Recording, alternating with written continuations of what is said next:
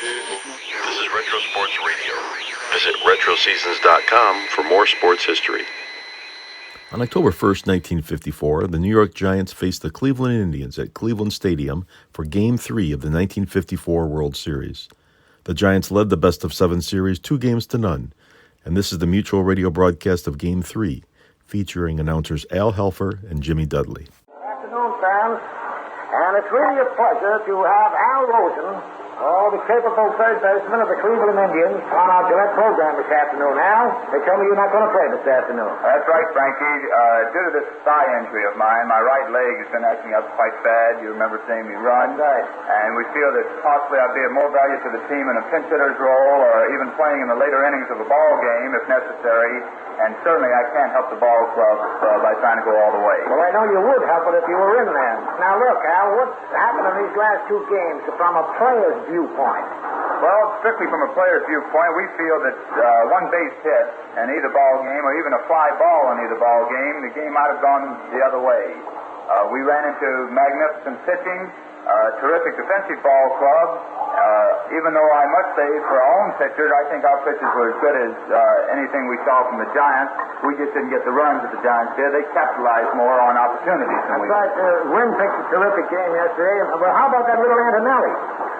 Johnny's come a long way since I saw him this spring, and he certainly deserves the reputation that we've received, that we've heard about him. Johnny certainly is one of the finer left-handers in the game. He's certainly as good as anything we've seen in our league. Did you hit against him in the All-Star game? Yes, I did. How'd you do? Well, I think John had a bad day, and by the grace of... Wait a minute. Did you hit home runs? You hit 2 home runs in the All-Star game. Yes, I did, Frank. I did. Now, what happened yesterday with the man on second base? Well, I think Johnny was just a better pitcher yesterday. Maybe I was a worse hitter. I don't know. But Johnny fooled me yesterday. I certainly wasn't looking for a fastball with the man on the tying run on second base. Al, didn't he throw you 2 fastballs? Yes, he did. He got one up around my letters, which I think is my long ball, the fastball up. And then he got another one right down around my knees, and I should have been swinging, Frank. Say, Al, you know, we've been hearing so much about playing in a certain ballpark. Do you think a ballpark makes any difference? No, I really don't. I think that sometimes the ballpark looks funny to you when you first walk in it, but most fellas that have been around the big leagues for a few years have managed to see most of the ballparks. Now, our club has seen the polo grounds. We've played numerous exhibition games there at the end of our spring training season. So, actually, there's no advantage, I don't believe, to any pitcher working in a certain ballpark or any hitter having to hit against a certain wall in a ballpark. Well, it's certainly been a terrific series so far. I know for a fella, in my case, has been in as many World Series games. I've been getting a terrific thrill out of this thing. Say, Al, I got a little gift here for you, and it's a new Gillette one-piece razor set. And in the back here is the 1954 World Series record book. I know you'll enjoy that. And just stick around with me for a minute, will you? Okay. I want the fans to look for this Gillette display at your favorite store. You'll find this big little book filled with baseball facts. And they got the diagrams of all the ballparks. All the Major League ballparks. Now, here's a Cleveland Stadium. Seats 73,500. That's quite a stadium. The seating section and everything's right in there. And you got 112 pages of real dope on World Series history. And then we turn back here, Al, this is important. I think this is a great little thing in this book. Hints on winning baseball. And then you got batting. You know, it's good for little leaguers, good for semi-professional ball players, college ball players. In fact, I get a kick out of reading it. It's got base running, fielding, pitching, and the player rosters of all clubs. And I hope the fans will get this quick. Last year, a lot of fans waited a little too long, and thousands of fans missed out. So I hope they'll bear down this year and get them soon. Al, Rosen, lots of luck to you. Thank you. I hope that leg comes along, because, fans, here's a great guy on the field and off the field. Thanks for being on our program, Al. Lots of luck to you. And our next guest will be a young fellow that did a courageous job yesterday. I admire this young guy. He walked out his first World Series game. Johnny Antonelli. How old are you now, John? 24, Frank. 24. That's right. Now, I want to ask you one question. I felt for you in that first inning yesterday with the 3 men on. What did Leo say when he walked out to the mound? Were you nervous? No, I don't think I was nervous. I believe I was trying a little hard. Well, I would have been. I'll tell you that. But I mean, he just tried to calm me down, I believe. He didn't actually say much about the game. He just came out there to talk to me, and that was it. Say, in the last inning, you had a man on first and third, 1 out. Right. What were you firing to Vic Worth? Mostly fastballs at that time, Frankie. That's when you did it. Let me brag about you a little. I know you don't care about it too much. But for a young guy, 23, 24 years old, pitching his first World Series game, this kid in the 9th inning, the Giants leading 3-1, did a terrific job to count 3-2. Right. I think he fouled off about 5 or 6 pitches. 5 or 6 pitches, and still you didn't walk. Right. What about the double play ball? The ball that Regaldo, wasn't that the fellow Rudy Regaldo hit the ball with the shortstop down? Yes. Were you ready to go to the clubhouse in that play? Actually, I thought we had it, and I was jumping up and down if you had seen me, but I guess I was stepped off on that one. Say, John, where's your home? Right now I'm living in Lexington, Massachusetts. Oh, right outside of Boston? That's right, about 12 miles. You're married, aren't you? Yes, I am. And how about the little youngster? I have a little daughter, 1-year-old. And how about Papa and Mama? They here? Yes, my father and mother are here at Cleveland right Boy, now. I bet they got a kick out of that baby yesterday, didn't they? They certainly did. Hey, John, you're a good kid. You know, I had on that baseball all summer long 25 wins, and you owe me a couple of Coca-Colas. You know that, don't you? But look, here's a Gillette razor. And that little World Series record book, I know you like it. And I want you to take that new Gillette one-piece razor and the 1954 World Series record book. Fans, you can get your copy at your favorite store. And, John, I know you'll get a kick out of that. Thank you very much, Frank. Huh? Hey. I can certainly use that. There's a lot of good stuff in there. When are you going to pitch again?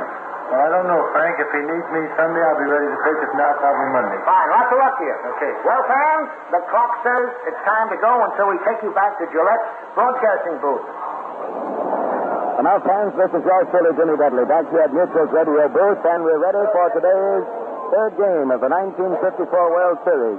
This broadcast is authorized under broadcasting rights granted by the Commissioner of Baseball, solely for the entertainment of our audience. And now, ladies and gentlemen, our national anthem.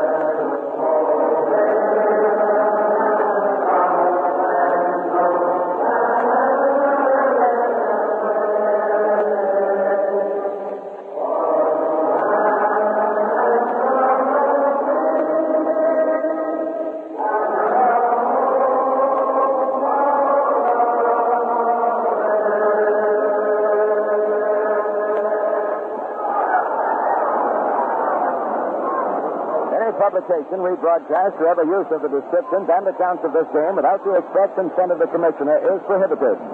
And now just before turning you over to Al Helfer, here quickly are the lineups for today's game. For the Giants, at first base, leading off, Whitey Lockman. At shortstop, Alvin Dock. Don Mueller, right field. Willie Mays, center field. Hank Thompson, third base. Monty Irvin, left field. Davy Williams, second base. Wes Westrom, catching, and Ruben Gomez, the pitcher. He's won 17 and lost 9 during the regular season. For the Cleveland Indians, the home team, leading off, Al Smith, left field. Bobby Avila, second base. Larry Doby, center field. Vic Wirtz, first base. Hank Majeski, third base. Dave Philly, right field. George Strickland, shortstop. Jim Hegan catching, and Mike Garcia, the pitcher. Garcia, during the regular season, won 19 and lost 8. The umpires for the third game of the 1954 World Series, calling the balls and strikes. Back of the plate is Jocko Conlon. At first base, Cuban. Second base, Al Bartlett. Third base, Charlie Berry. On the right field foul line is Lon Warnke. On the left field foul line is Larry Knapp. Now the Indians have taken the playing field, and today's game is ready to get underway. And here is the man who will get today's game underway for us. This was Al Helfer. Big Al, come in. Thank you very much, Jimmy Dudley. Hi, everybody. And we're very happy to see that Chris Speaker, the old Gray Eagle, is here in person. He's gotten over his illness, and he's throwing out the first ball here this afternoon. And Chris Speaker throws the first ball out to Jim Hagan, the starting catcher for the Cleveland Indians. And prior to getting started on this game here this afternoon, we have right now 10 seconds pause for station identification. This is Mutual, the radio network for all America. This is WGN, your exclusive World Series station in Chicago.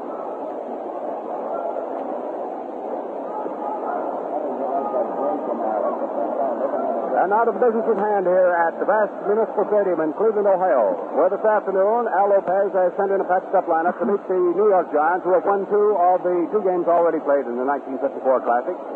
At third base, we have Hank Majeski, as Jimmy Dudley has already told you. Hank Majeski, one of the veterans of Major League play, taking over for Al Rosen. Al tried it. His leg was too bad, and he figured that he was in there hurting his ball club rather than helping it.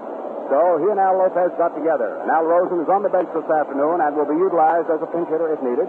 Hank Majeski is at third base. So let's set the Indians for you defensively now. As Big Mike Garcia, the vice-daily right-hander, is on the mound for the Cleveland Indians. Old Barrel Chest is throwing down to his battery mate, Jim Hegan.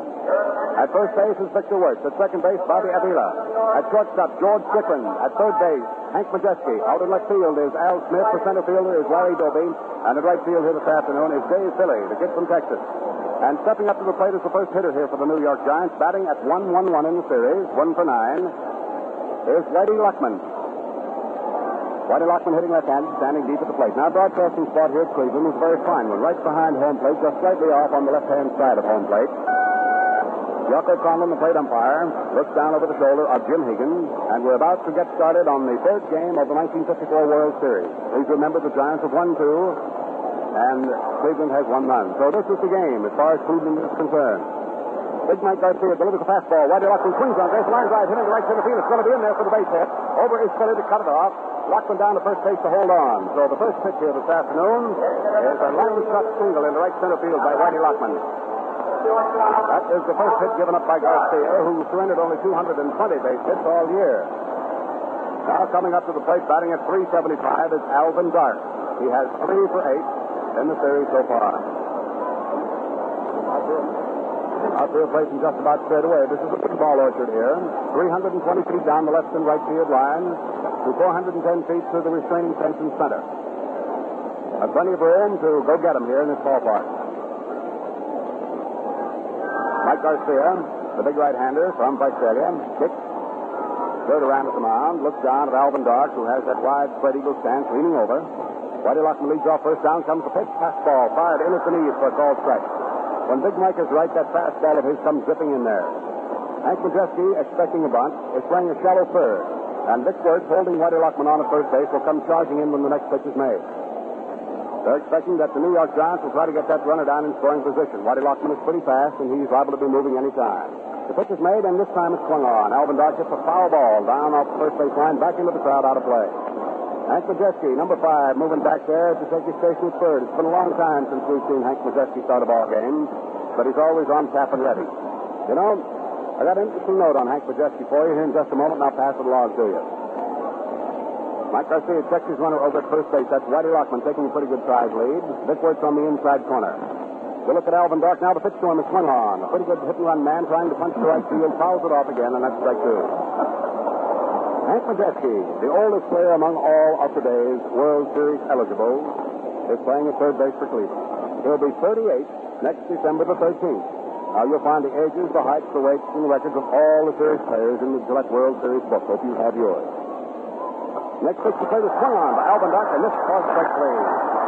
That's the first time Alvin Dark has struck out in the World Series, but he strikes out here for Big Mike Garcia. Mike Garcia had 130 strikeouts over the course of the regular season. Now here's Don Mueller, the pesky guy at the plate. Pesky from the standpoint that he can lay in that base hit for you when you need it the most.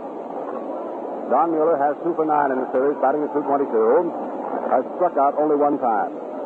Whitey Lockman, who opened with a line shot single into right center field, is still on at first base for the Giants.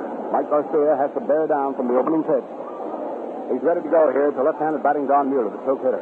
In comes the first pitch, nice fastball over the knees for a called strike. Big Mike, when he throws, is a little off balance. That is, when he finishes up, he falls towards first base. When he started out in the spring this year, he tried to correct that and finish up in a squared-away position in order that he may field bunted balls and balls that were hit back to his right, the left of the pitcher's mound, as well as out from the diamond. But he found that he was not as effective with his pitches, so he went back to his old style. He delivers now a fastball swung on, hit down off the rubber of home plate, a high bounce to Avila. The play goes to Strickland for one, the throw back. Is shot in time, gets away from Pickford. Higgins backing up, there goes Mueller trying for second, the throw goes down, and he's in there. The throw got away from Mr. Woods, who had to reach for it. It was a hurried throw by George Strickland. And we'll probably have an error charged on the play. So we'll wait for the official scorers, Mr. McCulley, Mr. Jones, and Mr. Clemenco, to see what their decision is going to be on this one. To allow the runner to go from first down to second. It's going to be an error on George Strickland. So put Don Mueller on at second base on the error committed by George Strickland on his overthrow at first base, trying to get a double play. And incidentally, we have not had a double play in the World Series up till now. So Mueller was at first on the force out of Whitey Lockman at second base. And the play went from Avila to Strickland. So we have 2 outs, 1 on, and Willie Mays coming up. So we get to get a base hit in the series. Garcia throws him the fastball and brushes the uniform blouse, driving the batter away from the plate. That's ball 1. Willie Mays in this series so far has walked 3 times. He struck out once. He has gone 0 for 5. No hits for 5 official times up. Mays, the right-handed batter. What a ball hawk. And the National League batting champion. Steps away from the plate now. His count is 1 ball and no strike. Up until just this moment, when George Strickland committed the error, the throwing error at first base, allowing Don Mueller to scoot on down to second, the Cleveland Indians were absolutely errorless in the World Series. Garcia checked his runner at second. Delivers the play to soft curveball. It's swung on by Mays and punched back foul right off of the right of our Gillette microphone. Bouncing up into the press section and bounces down into the television camera.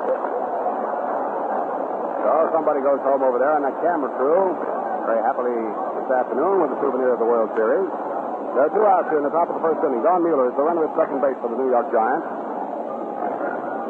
There is no score here with leaden overcast skies threatening to pour rain down on us any minute.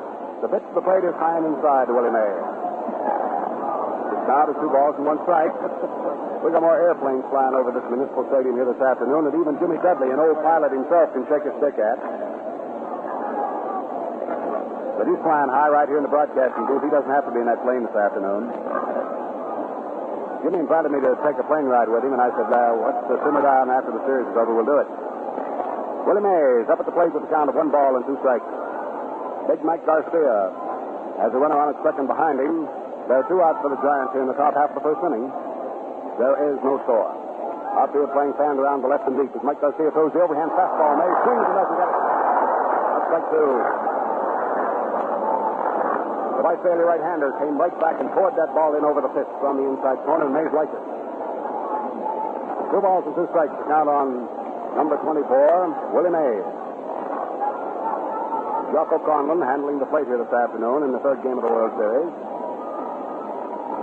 Down comes the pitch to Mays. Fastball swung on, hit the right field. It's a line drive. Philly comes in. He traps the ball. It bounces off his chest. He throws to second base as Mueller comes on in to score. So Willie Mays gets his first base hit. Willie Mays, a single into right field to drive in a run here, and the Giants lead 1-0. Don Mueller scooting around and coming on in from second base to score. So the error definitely has hurt right up till now.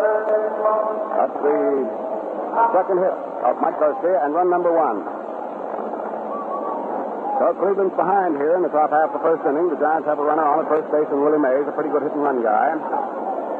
Up at the plate, a pretty good hit-and-run guy with a stick in his hand is Henry Thompson. He's batting at .333 in the series, 2 for 6. And he's played spectacularly at third defensively. A fastball, Thompson is high and outside as the sun breaks out to cast a shadow here at Cleveland for the first time. 1 ball and no strikes is the count on Hank Thompson, a little left-handed hitter standing deep at the plate. The weatherman said exactly at 1 o'clock we'd expect the heavens to open up and rain to pour down on us, but it hasn't happened so far. Garcia leans forward, looks back over his left shoulder, checking Willie Mays at first. The pitch is made to the plate. Thompson takes it high inside. Willie Mays holding right on there at first base. 2 balls, no strikes, the count on Thompson. Hank Thompson batting at .333 in series play. Hank has walked twice, struck out once in the 2 games that have preceded this one. Garcia leaning forward to take his sign, checks his runner Willie Mays. He's always a threat to go. Down comes the pitch. Mays fluffs going, and the pitch is taken at the plate for ball 3. Garcia asks Jocko Conlon for another baseball and gets it. We should like here at the start of the 3rd game of the World Series to compliment the umpires for the work they have done in this World Series so far. We've had 2 fine jobs behind the plate in the 1st and 2nd games. Al Barlick of the National League in the 1st game, a mighty fine job behind the plate, and Charlie Berry, the veteran American League umpire, came up with an equal performance yesterday. And here's Jocko Conlon, a very fine veteran, working the plate this afternoon. An overhand fastball is in there for a strike, and the count on Thompson now is 3-1. Garcia back to visit the Rosenbag. Number 25 standing down there on the mound. Steps up, takes his position on the rubber. Willie Mays will take a lead at first now as Vickers holds the inside corner on him. The check of the runner, down comes the pitch, taken. It's outside by Sherd on a let-up curveball. So Thompson draws his 3rd base on balls in the series. The first one here this afternoon. The first walk given up by Garcia. Garcia walked 71 over the regular season. Now hitting right-handed is Monty Irvin. Monty has gone 0 for 4 in the series.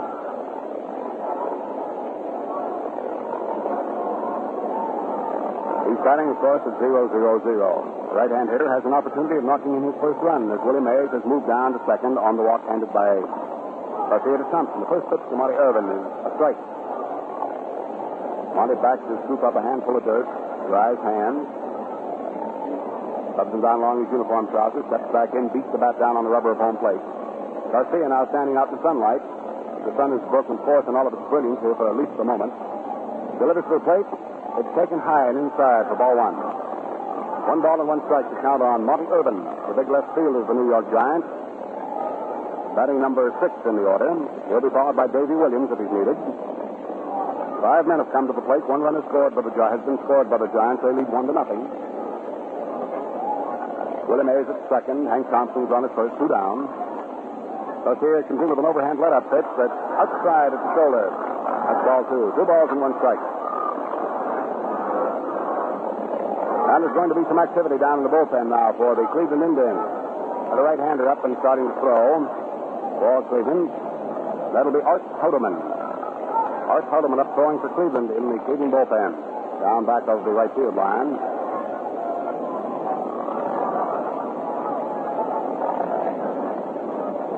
Interesting note the Speed Jazz just put up here, and I believe that to be true as I quickly glance back through the books. The first team to score in both games that have already been played lost the ball game. The pitch is swung on. There's a high foul ball hit off to the right of the plate and way back into the customers. 2 balls, 2 strikes on Monty Irvin. Yeah, that's right, Paul. Cleveland scored first in the first game and scored first in the second game, and they went on to lose both of them. And now the Giants score the first time here in the top half of the first inning. Just an oddity going along in the series that we'd like to note for you. 2 balls, 2 strikes to count on Monty Irvin with runners at first and second, 2 down, top of the first. The Giants leading 1-0. Now Garcia is set, checks his runner Willie Mays at second, delivers the plate an overhand fastball. Monty Irvin punches the foul off the first baseline. There goes Higgin over near the Cleveland dugout, and Higgins, the guy, gets in and makes the catch.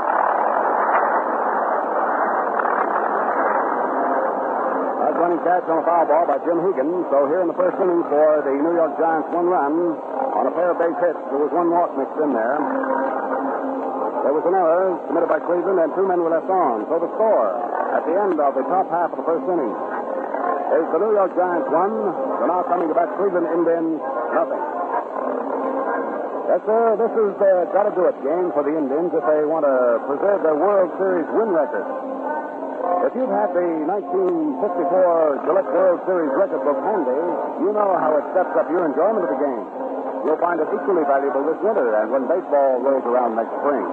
This free pocket-sized book, indexed so anyone can put his finger on what he wants quickly, gives all-time series scores, the record of every player, modern record-breaking performances, basic rules, baseball slang, scoring instructions, and for budding big leaguers, there are also hints on winning baseball. Get your copy. Buy a Gillette Super Speed Razor set for $1, the regular price. The record book is attached and it's free, but hurry, they're running out fast.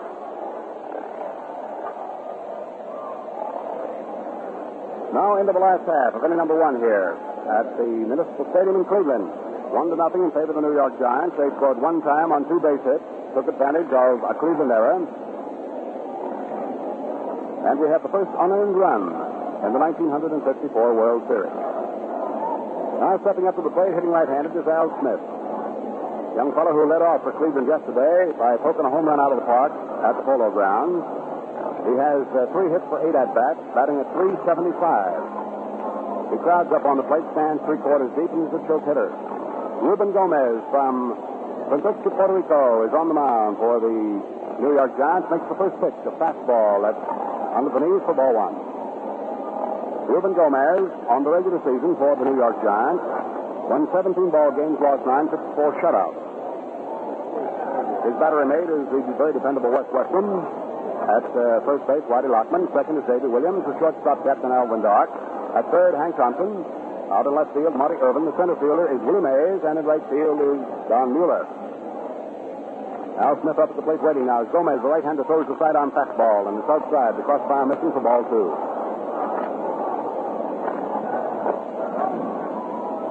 Two balls, no strikes. Count here on Al Smith. Thompson's playing rather shallow third base on his right-hand hitter.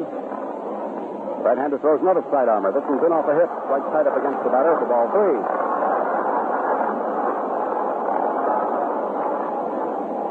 Outfield stand around the left.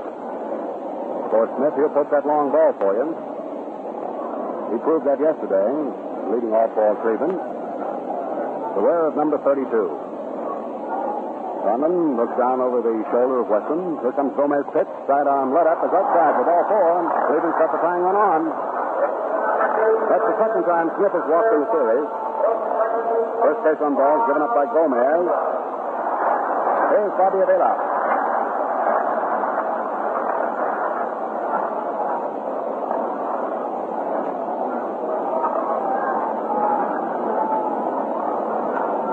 Bobby Avila. He's batting at .222. He has 2 for 9 in the series. 1 on, nobody out here in the last half of the first inning. Ruben Gomez looks over at first base to see what Whitey Lockman's doing about holding him close, and he is. Bobby Avila standing in, batting right-handed. The American League batting champion. Gomez throws the pitch to him as the runner breaks the swing on and foul tip. So Al Lopez wanted to get that man down to second and get him around. Right away, the Gay Senor playing hit and run ball here before the thousands that have jammed in here to the Municipal Stadium in Cleveland. The Giants are leading in the ball game 1-0 by virtue of their 1 run scored in the top of the first. And we're of number 1 himself, Bobby Avila, the pet and pride of Veracruz, Mexico, up at the plate here for the Indians. Gomez comes in with a pitch. There's the bunt. Down to the left of the mound. Gomez comes off. Fields throws to first base in time. They've got Bobby Avila, and there is the runner moving down to second. Smith overran second and almost was thrown out. Whitey Lockman whipped that ball over quickly. He's shortstop Alvin Dark. So Avila is out, sacrificing very successfully. A very nicely placed bunt to the left side pitcher's mound as you look out on the diamond. Gomez in a big hurry made the play to Whitey Lockman. Here is Larry Doby.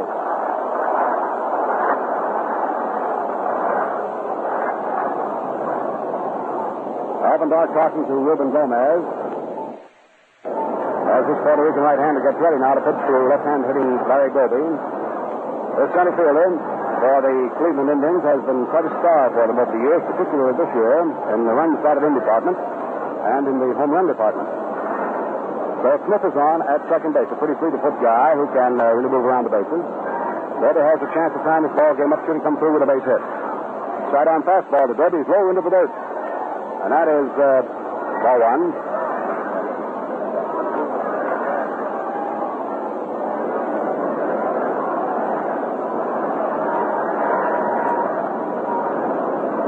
Now Gomez set. Down comes the pitch. A fastball that drives Doby back from the plate. It's flipped over the inside corner, chest high, right under the letters for a called strike. 1 ball, 1 strike to count on Larry Doby. He holds that bat way down to the end. Starts to bend his knees as though he were about to get down on him. Opens his stance just slightly down toward first base. The outfield is around right and deep. Pitch to him. A let-up curveball is outside knee high for ball 2. 2 balls, 1 strike on Larry Doby. 1 out for the Indians here in the last half of the first inning. Al Smith, the leadoff man, walked, was sacrificed by Bobby Avila down to second base. And he's in scoring position at second in this 1-0 ball game favor the Giants.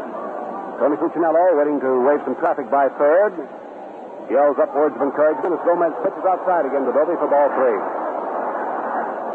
3 balls and 1 strike.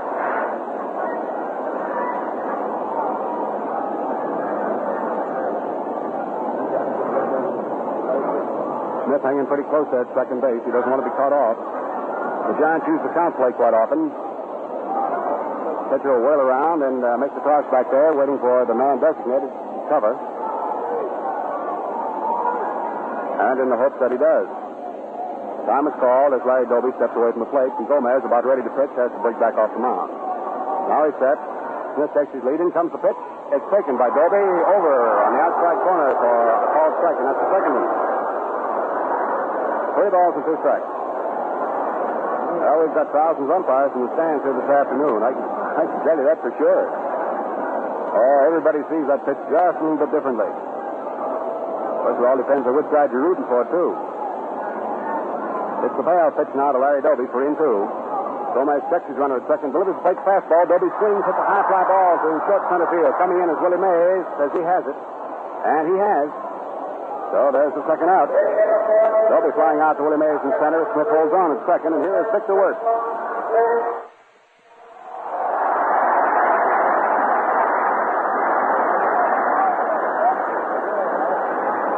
Victor Wirtz carrying the highest batting percentages of anybody on the field right now. For Cleveland in this series, Vic Wirtz obtained from the Baltimore Orioles about the middle of the summer, has 5 for 8. Including extra base blows, and he is batting right this minute at .625 in World Series play. Big fellow from York, Pennsylvania, hits him left-handed. Prematurely bald guy. Steps up to the plate. He's got pretty good sized wrists and forearms. Hits him left-handed, stands almost straight away to the pitcher. The outfield comes around slightly to right. Particularly right fielder Don Mueller playing deep in right field. Inside off the hip for ball 1. Last half the first inning. Cleveland has the tying run on its second. 2 down. Victor Wirtz up there. In comes the pitch. Again, Wirtz backs off from one inside. That's ball 2. Leo DeRosa must really be masterminding the Giants right down to the Nat Peel because Westrom keeps checking in for the Giant dugout to DeRosa to make sure what he wants called. Gomez delivers a knuckler that swung on the missed first strike.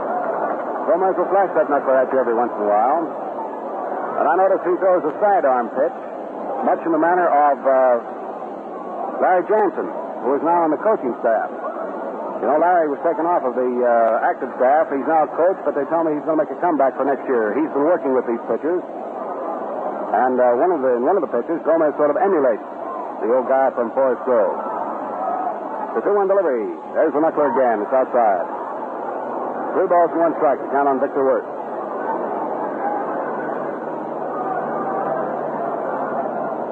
Thought for a moment I felt a drop of rain. This was my imagination. 3 balls, 1 strike to count on Victor Wirtz. Smith is on at second in scoring position. The outfield around to right and deep. Gomez set. Comes in 3-1 with the fastball. Swing on and hits right on the line to Alvin Dark at shortstop. Wirtz lines out to Dark at short. So for Cleveland, their threat goes for the boards. No runs. There were no base hits. There were no Giant errors, and Cleveland has now left their 27th man on. The first one here this afternoon. Of all these players on the field this afternoon, one guy stands out in my mind. Only to pitch the magnificent ball game yesterday for 5 innings before he was dented. And I went down to the locker room and ran into early Wynn in that locker room, and he was shaving yesterday. He's a fine guy. Just as fine as you ever hope to meet, and he's a real rooter for Gillette. He told me, sure, I use the Gillette razor, Al. There's nothing like it. A quick shave puts me back in form after a tough workout. Early uses that easy-shaving one-piece Gillette I've been telling you about, remember? You get the Gillette World Series record book with it, please.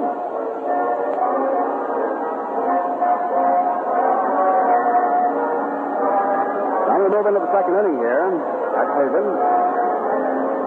The first man up for the New York Giants will be Williams, starting the last third of their batting order. Williams will be followed by Wes Westrum, and then will come Ruben Gomez as Mike Garcia goes back to the mound. Mike Garcia from Visalia, California.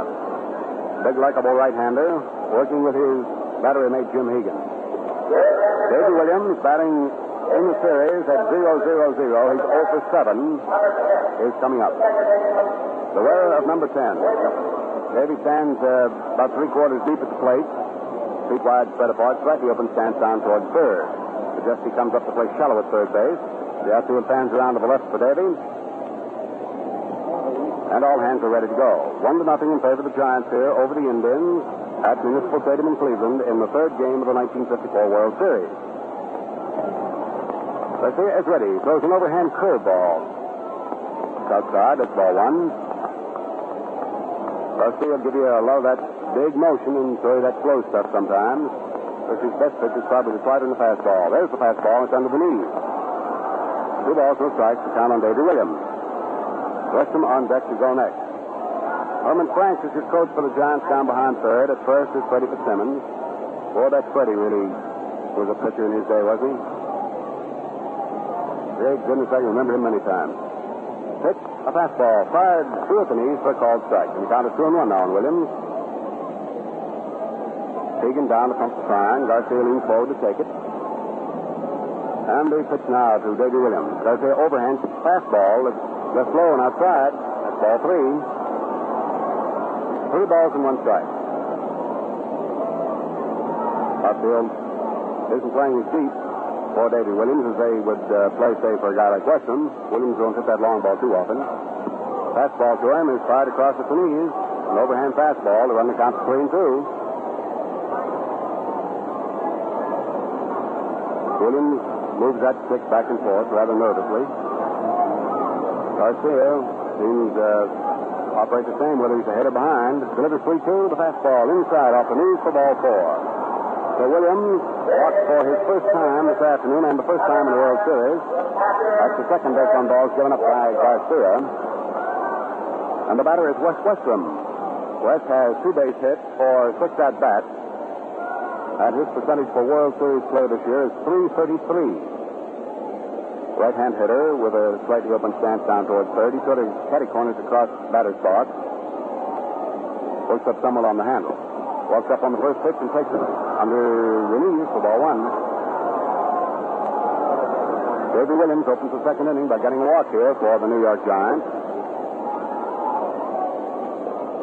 He's on at first base. Bickworth holds the inside corner. Garcia taking plenty of time. Checks his runner Williams at first. Delivers the plate. An overhand fastball is through there for a strike right off the pitch. Westrum just shook his head as if to say he didn't quite think so. He'll surround out Herman Franks to pick up the sign that's being relayed from the bench. Williams has that sign and has already been informed as to what it might be from Freddie Fitzsimmons. The count is 1 ball, 1 strike on Westrum. Garcia settles down, deals it off, and Westrum trying to bunt the ball. Misses it completely. The ball gets away from Hegan. There goes the Williams down to second base. So we'll know in a minute whether it's going to be a wild pitch or a pass ball. It's a wild pitch. So we have a wild pitch moving Davey Williams down to second base. Charges the wild pitch to Garcia. So Davey Williams now is in scoring position.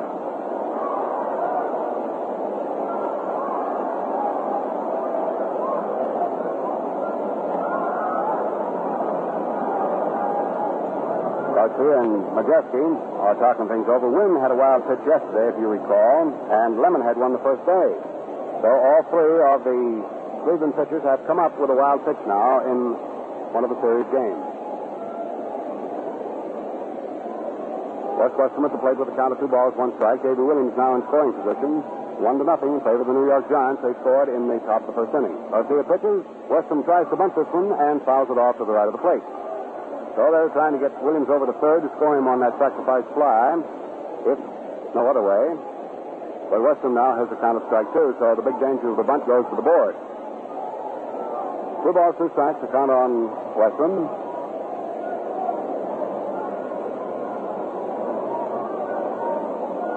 Western's a very determined guy. Very hard-working guy. They call him the bulldog behind the plate. I guess he is in a way. He sort of sits in here all the time and hangs on. Garcia ready to pitch to him 2-2. He does. It's swung and a miss for strike 3. Well, Gomez fed in that fastball and got him. That's the second strikeout for Garcia. And Ruben Gomez, a pretty fair hitting pitcher, comes up to the plate. West Western from Clearbrook, Minnesota, now living in Hyde Park, New York, strides back to the Giant dugout down the third base line to sit down. Ruben Gomez coming up to the plate.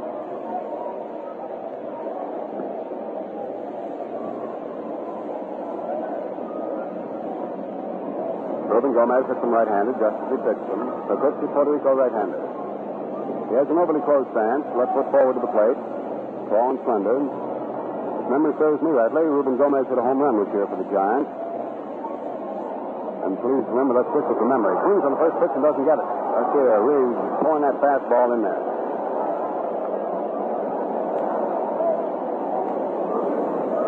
Davy Williams still on there at second base. 1 out here in the top of the second inning. Giants leading 1-0. Garcia works again, takes something off the fastball, and misses with it low and outside to Gomez. His count is 1 ball, 1 strike with him now.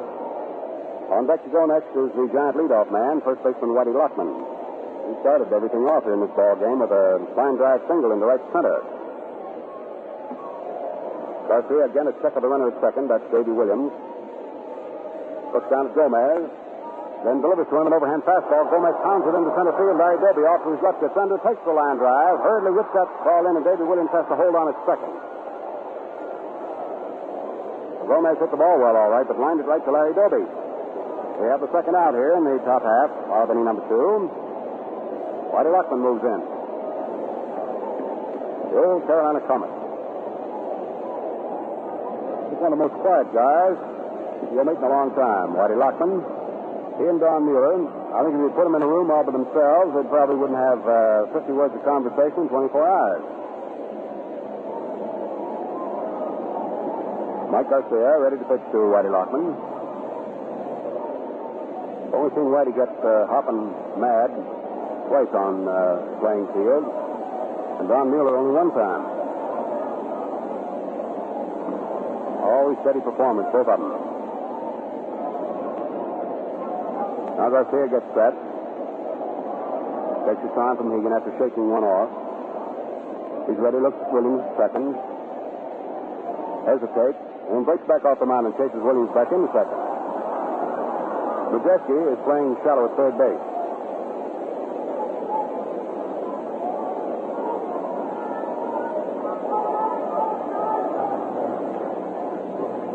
Down comes the pitch to the plate now to Lockman. It's low. His count is 1 ball and no strike.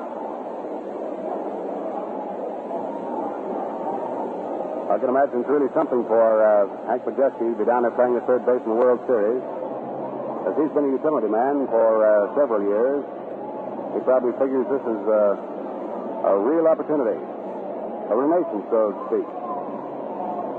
Garcia delivers. The fastball is over at the knees. 1 ball and 1 strike now is the count on Whitey Lockman.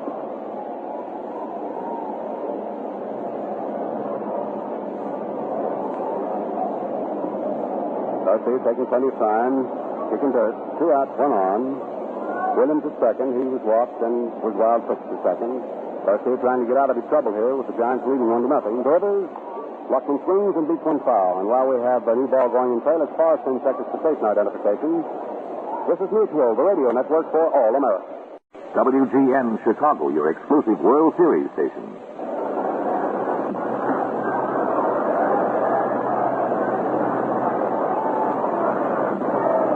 back to the business at hand here at Cleveland. It's Mike Garcia pitching to Whitey Lockman with a count of 1 ball and 2 strikes. And down in the Cleveland bullpen, Art Houdeman.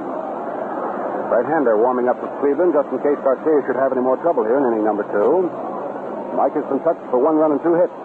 All of that coming in the first inning. 1 error behind him, of course, did not help him. The run, incidentally, is unearned, in case you tuned in late. Garcia is ready. Delivers a curveball swung on by Lockman and dribbled up the first baseline where Vic Wirtz picks it up. 1 ball and 2 strikes. The count on Whitey Lockman. Hanging around, hoping to get a chance to hit in the inning is Alvin Dark. Cleveland infield, Victor Wirtz at first. Bobby Avila at second. George Strickland at short. And Hank Majeski at third.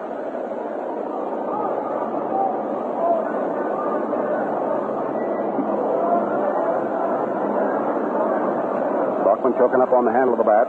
Standing away from the plate with an open stance slightly down toward first. Outfield playing him as a punch hitter into left field. They're not even playing him straight away. Big hole in the outfield's in right center. Looks daylight, too, down the right field line. Garcia delivers. Whitey Lockman swings and cuts it foul back to the screen. 1 ball, 2 strikes on Whitey. Davey Williams. Been out at second base there so long, he's about to grow roots. Steps down now, takes his lead. Garcia keeps checking back there to make sure Davey Williams is not taking too much of a lead. Now he delivers the plate to Whitey Lockman. Swung on. There's a high fly ball hung along the right field line. It could be trouble if it's in there, but Avila goes back and steps over in foul territory, takes that ball and stumbles and turns on the cinder truck and goes down. He's all right. A very, very nice play by Bobby Avila. In foul territory, steps across the line, deep behind first base. Oh, made a great play out of that one. So Whitey Lockman is out, fouling out to the second baseman, Bobby Avila. So for the Giants, no runs, no hits, no errors. 1 man was left on. A round of applause for Bobby Avila as he comes off the playing field. He richly deserves it. Well, the score at the end of 1.5 innings of play is New York 1 and Cleveland nothing. My opponent is no good. My opponent can't even count. You're wrong. I'm right.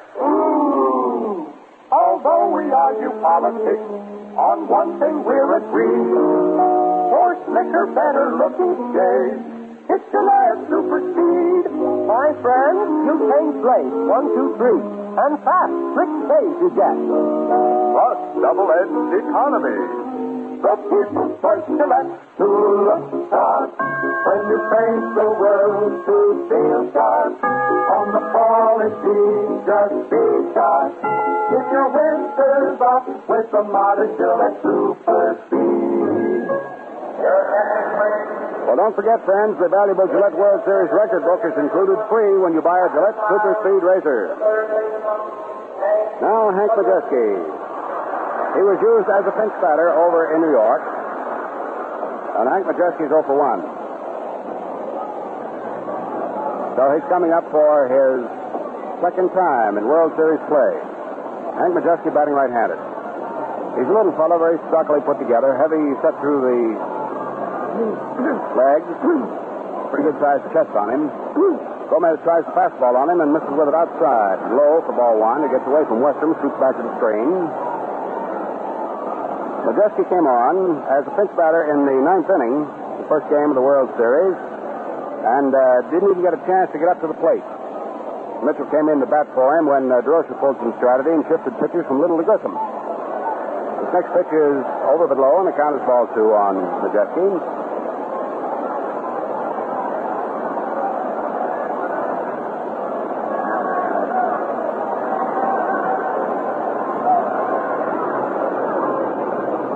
Balls, no strikes.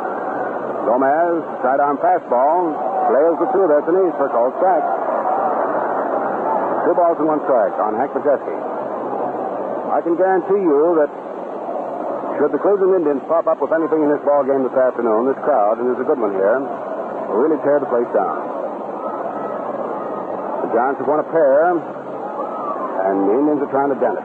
There's a curveball to Majeski, good at the knees for a called strike. 2 balls, 2 strikes on Hank Majeski. He's the number 5 hitter in the Cleveland order, coming up for his first time in the ball game, leading off here in the second inning. Giants leading 1-0.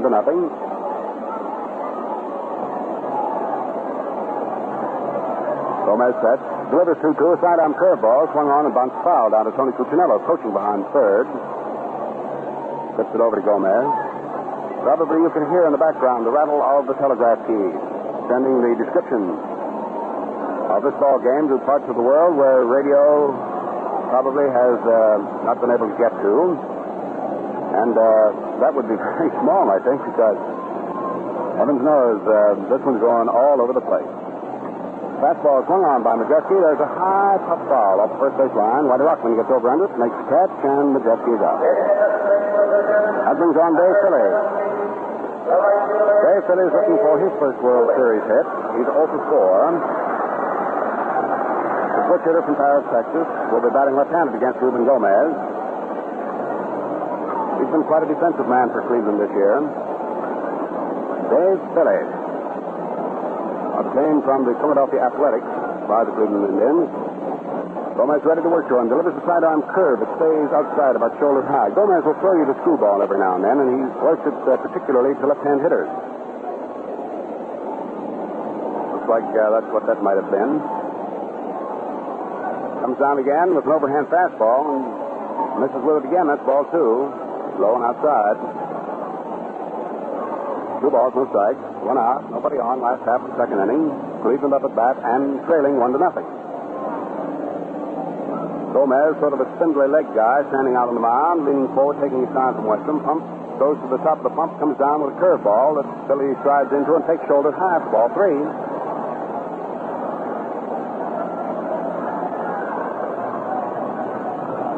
3 balls, no strikes.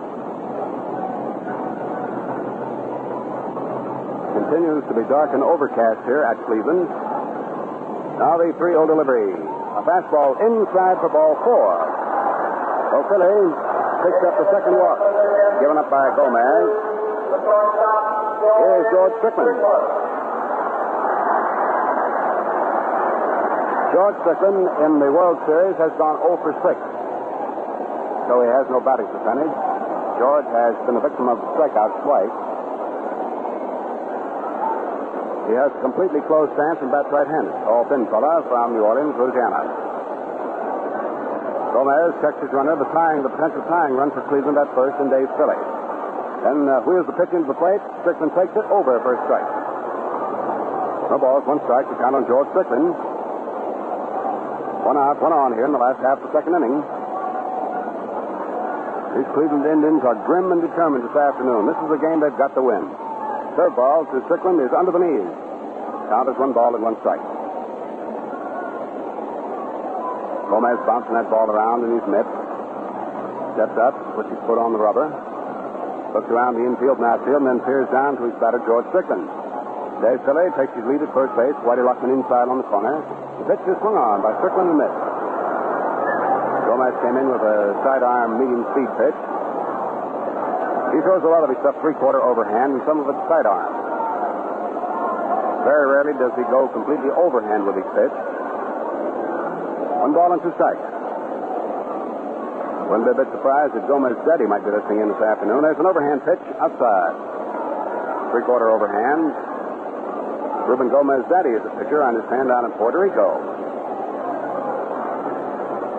2 balls, 2 strikes is the count here on George Strickland, the wearer of number 2.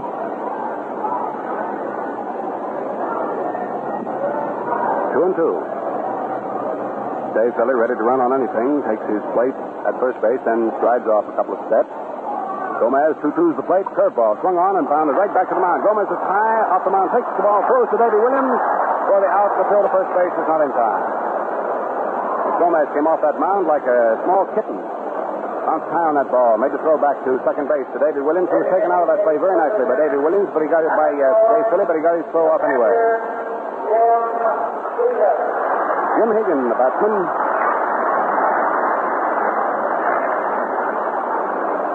Two down for Cleveland in the second. George Strickland, the runner at first base, and Jim Higgin, batting at 125, is coming up to the plate. Jim has had 1 base hit. A double. He hit into left center field. That was in the second inning of yesterday's ball game. He was sacrificed down to third, but died there in that second inning. Jim Higgins, right-hand batter. Massachusetts boy leaning over the plate. Takes Gomez's fastball outside for ball one. Those fast pitches with this gray overcast here today are going to look even faster. George Strickland takes the lead now at first.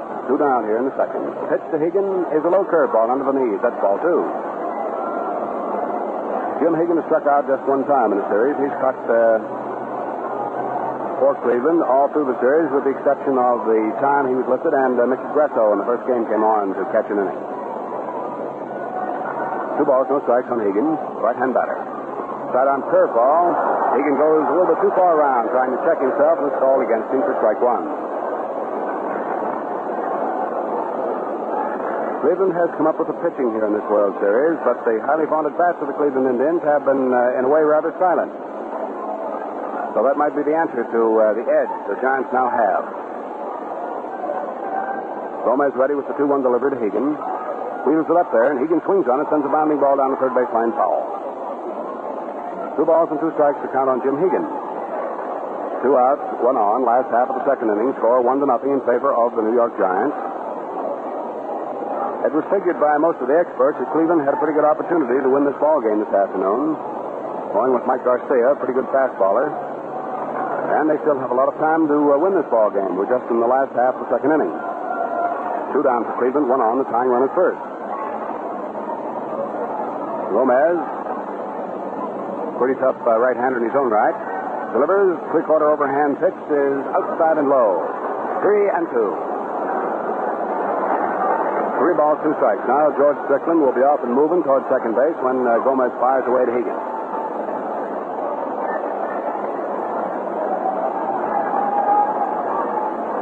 Strickland about to step off and take his lead. Gomez goes to the top of the stretch, hesitates, and quickly throws over to first. That is, his motion was quick, but his toss was easy because Strickland hadn't wandered away too far. Count remains 3-2 on Higgins as he digs in at the plate. Now Gomez sets, delivers. There goes the runner. The pitcher swung on and fouled back to the screen off to our right. Climbs right up into the television booth off to our right, where our good friend Jack Brickhouse and Russ Hodges are working.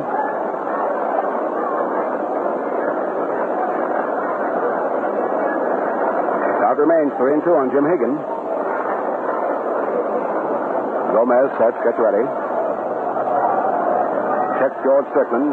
Down comes the pitch. There goes Strickland. The ball is swung on. Hit down to third. Deep behind third. Thompson comes up with it. Throws into the dirt at first, but Whitey Lockman comes up with it, and Higgins is out. So that retires the side. Lockman digging out Thompson's low throw at first base. And here in the second inning, again, the Cleveland Indians have a tying run on, but cannot capitalize. No runs. There were no base hits. There were no errors, and 1 man was left on. So right here at the end of 2 full innings of play, it's New York 1 and Cleveland nothing. In a ball game that promises to give us just as many thrills as we have had in the first 2 that were played over at the Polo Grounds in New York City. And while Mike Garcia comes out there, starts to get ready for inning number 3, I'd just like to switch over here to my sidekick, Jimmy Dudley, and see what his comments in the first 2 innings might possibly be. Jimmy, how about that? What do you think? Well, Al, I'm getting a great deal of pleasure out of watching this Ruben Gomez work. This is the first time that we've actually seen him in tough competition. And I'm telling you, that screwball that he has really has the boys up there baffled. They don't know exactly what they're swinging for, and so far he's been master of the situation. But the game is sort of moving along just like the first 2. The Giants broke on top, and it's one of those days when you sort of figure that the Indians must have the break coming somewhere along the line. Well, all right, Jim, and we can expect this afternoon as it wears on to see both of these fellows, Gomez and Garcia, firing that fastball right up until the last minute. And one thing we can caution you to be watching for as far as Gomez is concerned, as the afternoon goes on, he'll come in more and more sidearm with his pitches. Mike Garcia, of course, the biggest end of his fastball pitching is of the overhand variety. Now let's see what he's going to do here with the Giants in the top half of the 3rd inning. He's behind 1-0 as the Giants lead by that margin. Alvin Dark is the batsman who struck out the first inning. They'll be followed by Don Mueller and then by Willie Mays. Mike Garcia, big right-hander, delivers an overhand fastball. Dark swings on it, loops it out into left center field. That's going to be in there for the base hit. Coming over is Doby to pick it up on the first skip and fire it into George Strickland. So Dark opens with a single into left center. That'll give him his first hit this afternoon, give him his fourth World Series hit. And that's hit number 3 off Garcia. So Alvin Dark's first. Up Don Mueller, who forced out Whitey Lockman at second, and he himself went on to second when George Strickland committed the only Cleveland error in the series by throwing wild at first base. Down comes the pitch as the runner breaks. Pitch is swung on and hit through the hole between short and third and out into left field. There goes Alvin Dark all the way around to third. Don Mueller hitting through the left side of the infield into left for a single. Slow bounding ball that died about halfway out into left field, and by the time Smith got it, was able to make the throw in. Alvin Dark, running on the blow, has moved all the way into third base. So now Garcia is in trouble again. That's the fourth hit given up by Mike. That's the third hit Mueller has picked up in the series, going to bat 11 times. Willie Mays has one base hit for one time up today, and as he's standing in, runners at first and third. Majeski playing just off third. Word from the inside corner on Mueller at first, and the second base combination playing a double play death. Pitch a swing on by Mays. There's the drive down to third to Majeski. He's got the ball, fires it into Higgins. They've got Alvin Dark and a horsey between home and third. There is Higgins tagging him out. And while the horsey was going on for the tag out, the runners moved on down to second and third. So Mueller has moved in to third base on the fielder's choice. Willie Mays gets all the way down to second. And the play went from Majeski, third baseman, to Higgins, back to Majeski, and back to Higgins, trying to make the tag on Alvin Dark. So we have one out here in the top of the third inning. Runners at second and third. And the batter coming up now is Thompson. Alvin Dark caught in the rundown. Hank Majeski's first opportunity. The infield pulls up tight now. And Hank Thompson on there is going to be is going to be put on intentionally. They're not going to monkey around with him at all. They're going to put him on and set it up for a possible chance for a double play. So there is ball 3. Now ball 4. So Thompson is intentionally walked. That'll be the third base on balls given up by Garcia. We stand out there at second base. Al Barlick, you know, fans of second base umpire is standing in fair territory, and that raises the question: if a batted ball strikes him before reaching a fielder, is the hitter safe or out? Well, you'll find the answer in the Gillette World Series record book. To get a copy free, just buy the new one-piece Gillette razor at the regular price.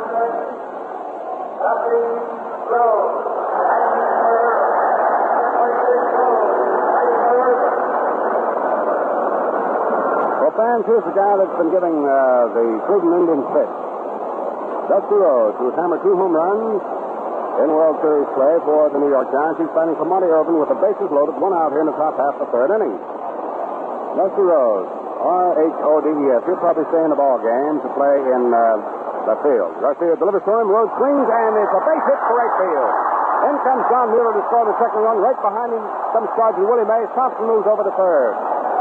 Well, there are 2 more runs batted in. Dusty Rhodes batting here in the third inning. Let's check up on this guy, Rhodes. He's still batting 1,000.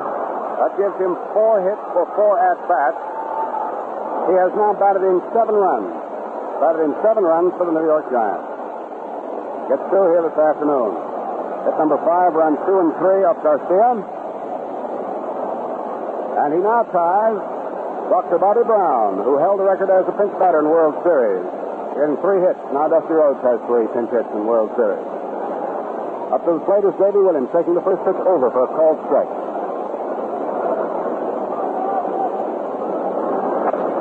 Rhodes a single to right field, moving Thompson around to third and scoring a pair. So it's 3-0 in favor of the Giants over Cleveland. Garcia delivers. J.B. Williams snaps his head back and takes the fastball. It's the 10 point for ball 1. And so what was it they said this morning about Dusty Rhodes? You give him an inch, he'll take a mile. Boy, he's taken a mile against Cleveland this year. Garcia ready.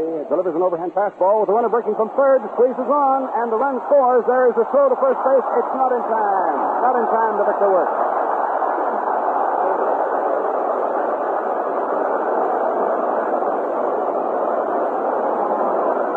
So the Giants squeeze in their fourth run.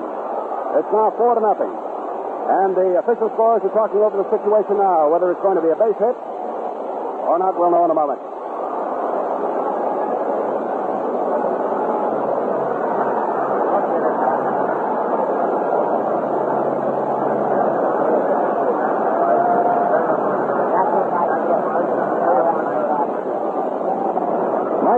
Garcia is going to be charged with an error for holding that ball too long. So it's going to be a sacrifice for Williams and an error on Garcia. But the run has been squeezed in.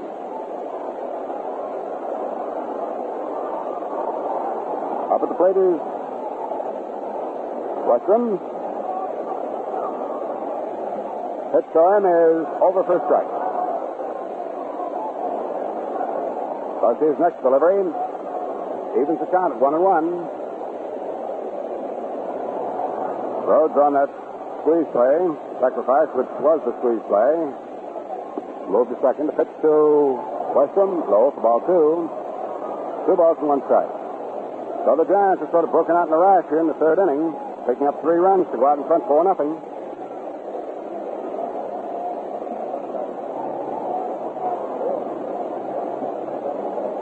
Garcia checks his runners. Bears back, delivers to Westrum, who hits the ball back to the mound. Garcia has it close to first base to work for the out as the runners advance. Now Williams moves down to second.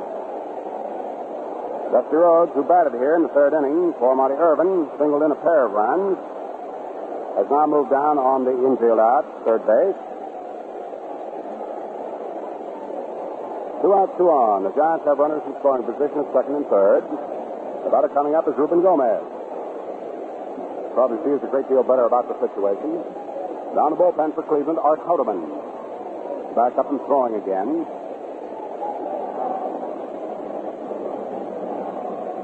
Garcia wheels the pitch in there, and Gomez swings on it and doesn't get it. The last minute he tried to check himself, but he'd gone too far. Rhodes, who batted for Irvin, is on at third base.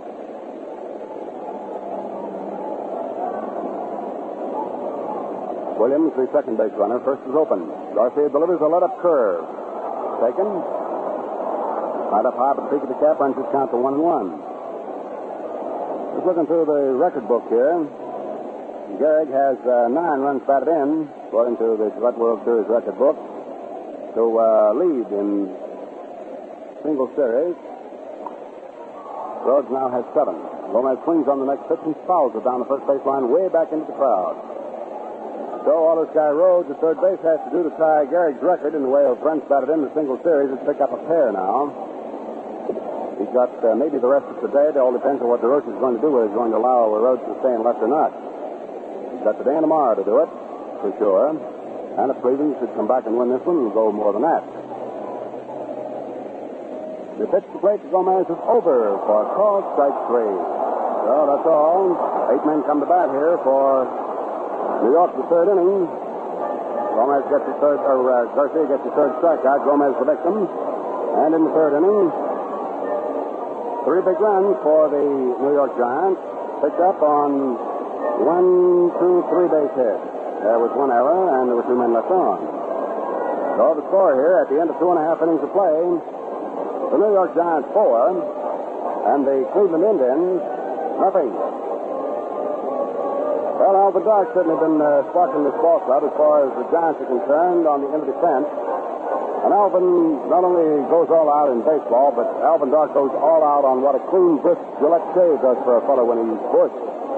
Alvin, and by the way, this goes for Lou Boudreau, Bob Keller, and Charlie Grimm. Alvin says that a slick, clean shave with today's Gillette Super Speed Razor is a real bracer. How about doing a real big thing for yourself? Get a Gillette Super Speed Razor and discover how much of a lift a smooth, refreshing shave can give you. The Super Speed is precision-made all in one piece. There's nothing to take apart. You clean blades or rinse it clean in seconds. Buy a Gillette Super Speed Razor set, $1. Attached free is the pocket-size 112-page Gillette World Series record book.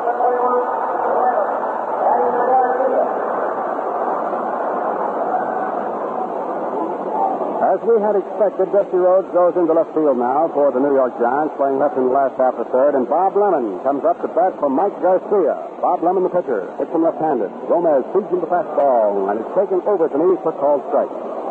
So Garcia is all through here after having pitched 3 innings in which he gave up 4 runs, 5 hits, walked 3, struck out 3, and wild pitched 1 time. The pitch to plate taken by Lemon, it is strike 2 call. Time is called for the second while Weston goes out, talks to Gomez. Actually, gets his out in front of the plate and yells something up to him. Bob Lemon, whom we told you on several occasions, has been used as a pinch batter, although he is a pitcher. Swings in his pitch and misses for strike 3. So that's all for Bob Lemon as he goes down pinch batting for Garcia here in the third inning. And before we have Smith at the top of the batting order coming up for Cleveland, let's pause 10 seconds for station identification. This is Mutual, the radio network for all America. WGN, the Chicago Tribune station, your exclusive World Series station.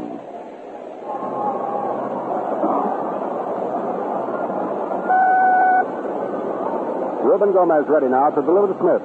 The first pitch to him is a crossfire, low and outside for ball 1. 1 out for Cleveland, last half of the third. The score is 4-0 in favor of the Giants.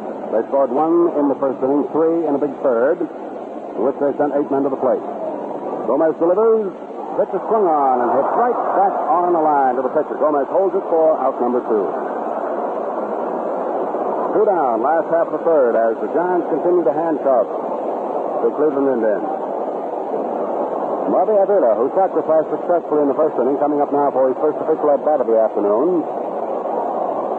Gomez, who has been old man tough here this afternoon, he's been ice water personified, is ready to pitch to Bobby Avila. Down comes that first pitch, and Avila takes the sweeper across the corner on the outside. That's about waist half, strike 1. Mike Garcia, in going 3 innings here this afternoon against the Giants, used exactly 61 pitches. Gomez uses one up on a curveball inside to Avila. Count is 1 ball, 1 strike on him. Avila wearing number 1. 4-0 the score in favor of the Giants.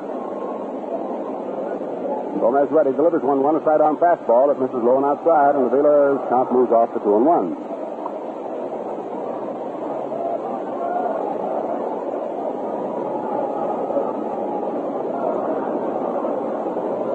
Avila back in to take his stance. Gomez set. Ruben fires away. There's that side-on fastball. It's over for a strike, and that's the second one. That's a pretty rough pitch to look at. Gomez throws it pretty well. When he's right, Gomez is right, he can be pretty tough. Also, he's seen him come out this year, too, and get clobbered on occasion. But I guess that happens to any pitcher. Small or great. Avila, after the next pitch, bounds one down the third baseline foul. 2 balls and 2 strikes. Last half of inning number 3. 2 outs, nobody on for Cleveland. They'd left 2 men on. They left on 1 in the first inning by virtue of a walk, and 1 in the second. He got on as a walk. Gomez delivers fastball, swung on and hit down to third. Thompson waits for it, picks up now, hurries to throw to first, and Avila is out for 1 strike. So Avila grounds out from third to first, Thompson to Lockman to retire the side. And for Cleveland in the third inning, nothing across. No runs, no hits, no errors, nobody left on. At the end of the third inning, the score is New York 4 and Cleveland nothing. Look sharp, feel sharp, be sharp and listen, Mr. How are you fit for play? Do you have friends? How are you fit for play? You better check. Please make sure you have enough, cause a worn-out blade makes shaving mighty tough. How are you fit for play? Better look, select today's release. Inconvenience dispensers with used blade compartments. Gillette Blue Blades are 20 for 98 cents, 10 for 49 cents. Now the business of inning number 4 here at Municipal Stadium in Cleveland. For the New York Giants, their leadoff man, Whitey Lockman, due to come up there. He'll be followed by the number 2 hitter, Alvin Dark, and then by Don Mueller.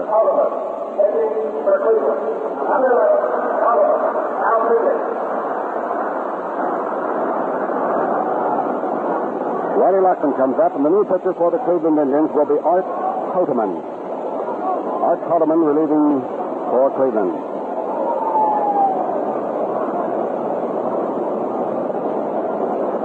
Ready for the first pitch by Art Halterman to Whitey Lockman. Art pumps twice. Chris throws an overhand curve. Let up variety, and it's inside for ball one. Art Halterman pitching now for the Cleveland Indians. Young fellow born in Detroit, Michigan, now lives in Birmingham, Michigan. Throws the fastball and misses with that. That's ball two. 2 balls, no strikes.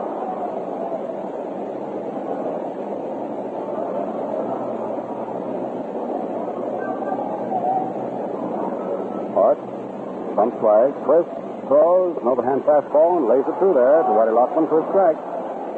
Count is 2-1.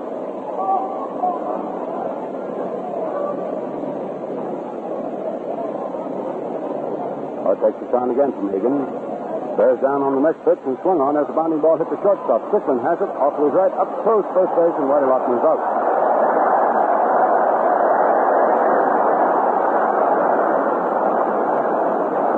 Better now is Alvin Dark.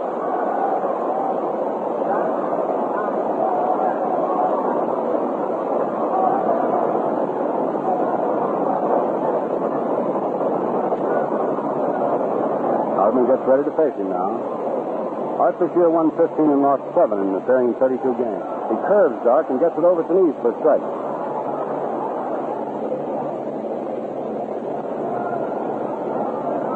Dark stands there and waits. Hardman comes in with a big curveball that drives Dark back from the plate, slips in off the short rib. 1 ball, 1 strike. Out on the Giant captain. Dark this afternoon has 1 for 2. He struck out the first inning. Hit a single to left center field. The lead off the third. The third in which the Giants scored 3 times. Fastball to Dark swung on. There's a fly ball to right field. Getting under the Philly on the routine chance and takes it for out number 2. 2 down. Nobody on. Top of the fourth for the Giants.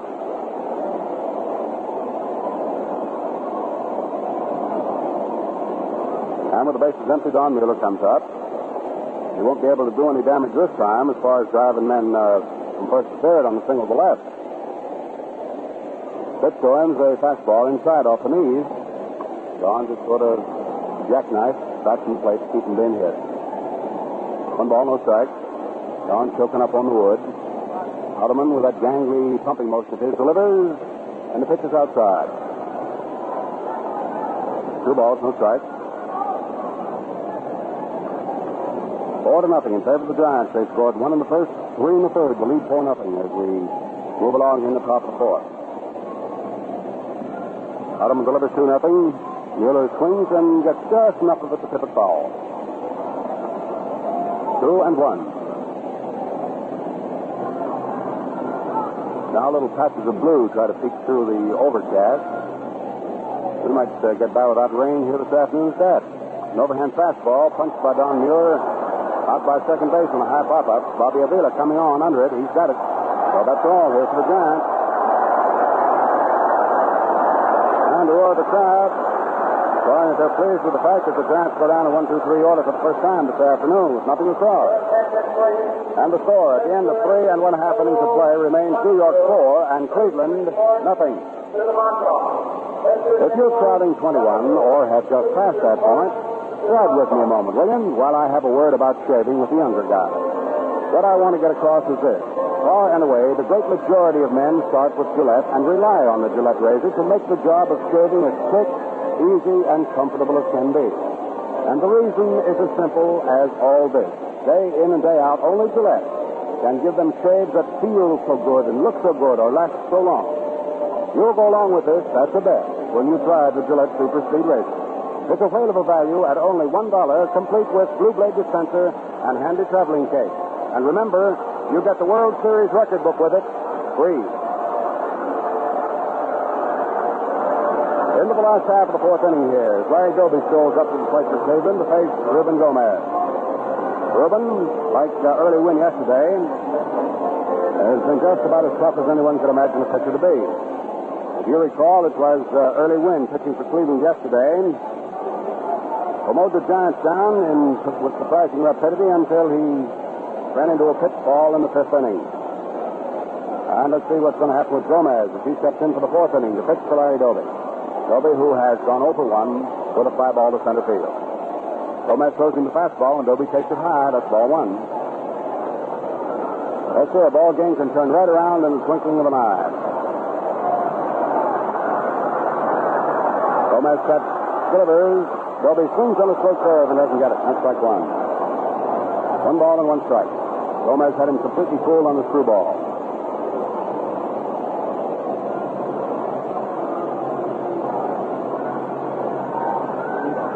Now the 1-1 pitch. There's the fastball. Swung on by Doby. Leaps out in left field. That's going to drop in there for the first base hit off Gomez.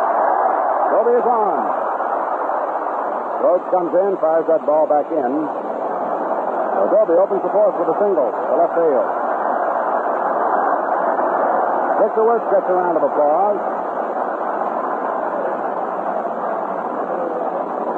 The first base hit comes off Gomez here in the fourth. First base hit off early win came yesterday by the Giants in the fifth inning. So it may be that the call has gone out just 1 inning early. We'll know in a minute. 4-0 ball game in favor of New York.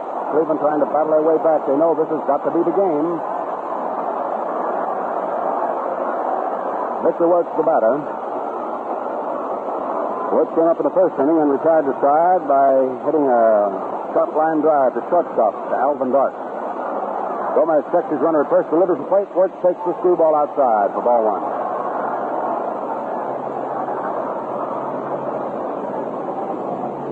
Getting appreciably later here at Cleveland.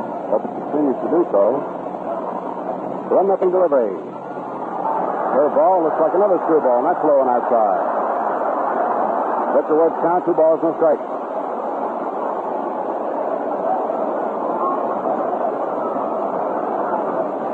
The outfield playing just about straight away for Wirtz, and they're playing him deep. Who wouldn't after he drove Willie Mays to a most surprising catch at the Polo Grounds in the first game of the series? Pitch is swung on by Wirtz and missed for strike one.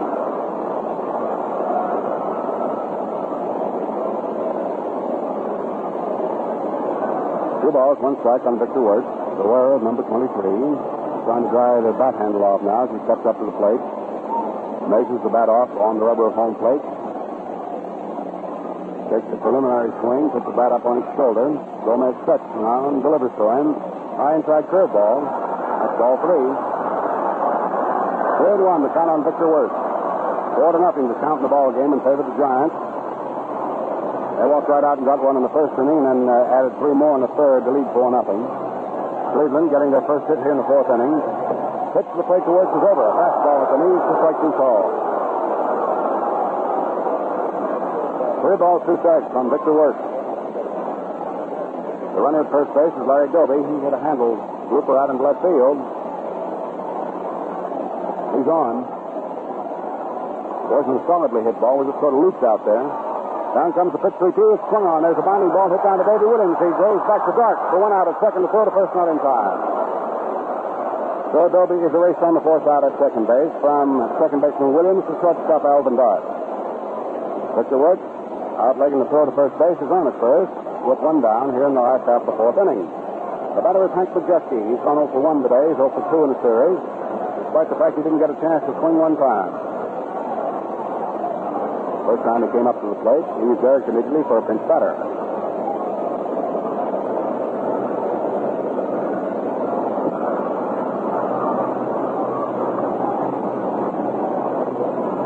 One out, 1 on. Last half of the 4th.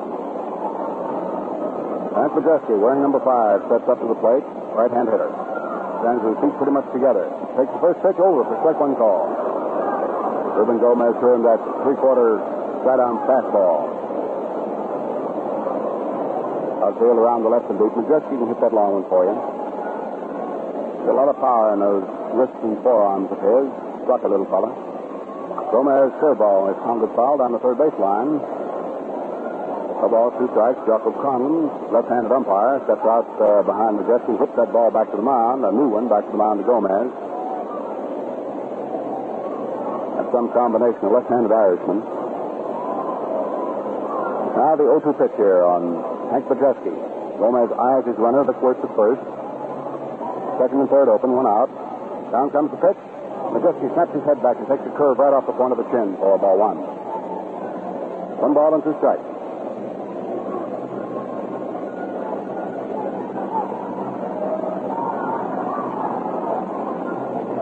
Gomez not in a bit of a hurry. Takes so much time that Majewski steps away from the plate to get a double handful of dirt and dry his hands. Squeezes the neck end of the bat, and he's ready to step up there now. There he goes, moving into batter's box. Brickwork steps off at first. Lotson's not holding him on. Partway back to his depth. Pitch the swung on by Majewski. There's a two-hopper. Hit the dark. He's up with it. Goes to Williams for one to throw to first. There's the first double play in the World Series. Hank Majewski wrapped into the first double play. The 1954 World Series. It goes from Alvin Dark to Davy Williams to Whitey Lockman. Works out on the front end of the double play to retire the side here in the last half fourth inning. No runs, 1 hit, no errors, and there was no one left on. So the score at the end of 4 innings of play now is New York 4 and Cleveland nothing. Well, in these days of growing international tensions, national defense is everybody's business. And what is more important than a strong defense against atomic attack by air? The Ground Observer Corps in the United States and Canada needs thousands of civilian volunteers to learn to spot and identify low-flying planes that cannot be picked up by radar. Your contribution will be only a few hours a week at an observation post or filter center near your home. The silver wings of the GOC will show your neighbors that you are playing a key role in your country's defense. Write or call your local Civil Defense Center. In Canada, write through the Air Defense Command, St. Hubert, Quebec.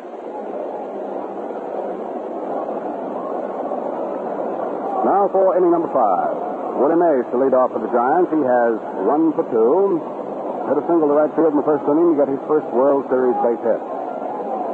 Then comes Thompson, followed by Dusty Rhodes, who again has been the difference in the ball game. Art Huddleman delivers to Willie Mays and throws the crossfire across at the knees for a strike. Art Huddleman in relief of Mike Garcia.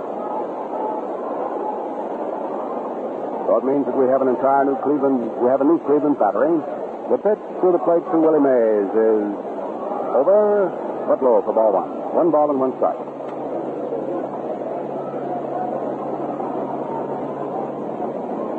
Huddleman pumps, kicks, and throws 1-1. Curveball. Willie Mays swings on it and hits a high fly ball to the light tower off the left field line.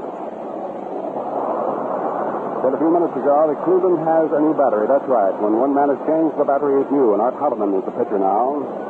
Mentioning the name of the word battery, you know, I've been using that term for years without knowing just how it began. And now I know, because the answer is right there in the Gillette World Series book, along with the answers of other important baseball questions.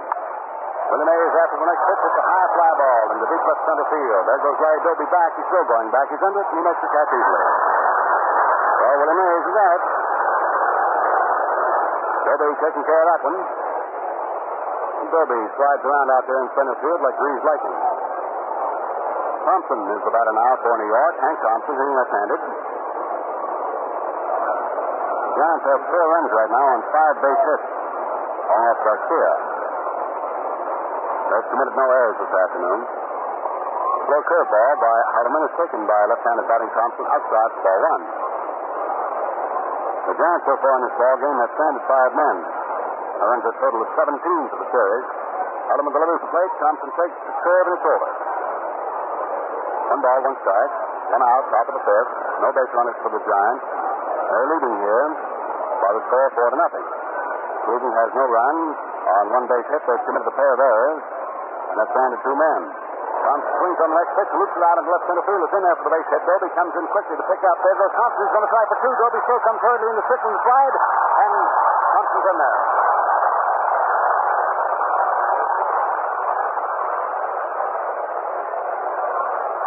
So Thompson gets a double into left center field. That'll be hit number 1 off Art Haldeman, hit number 6. That's the first extra base hit other than Dusty Rhodes' 2 home runs for the Giants.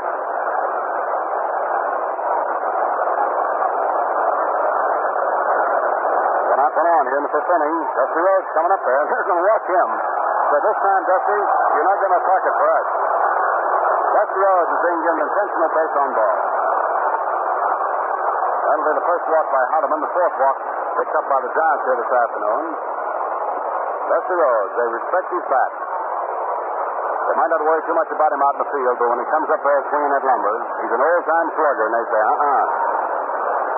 So he struck off first base now, and with one out, we have runners at second and first, and the batter is Davy Williams.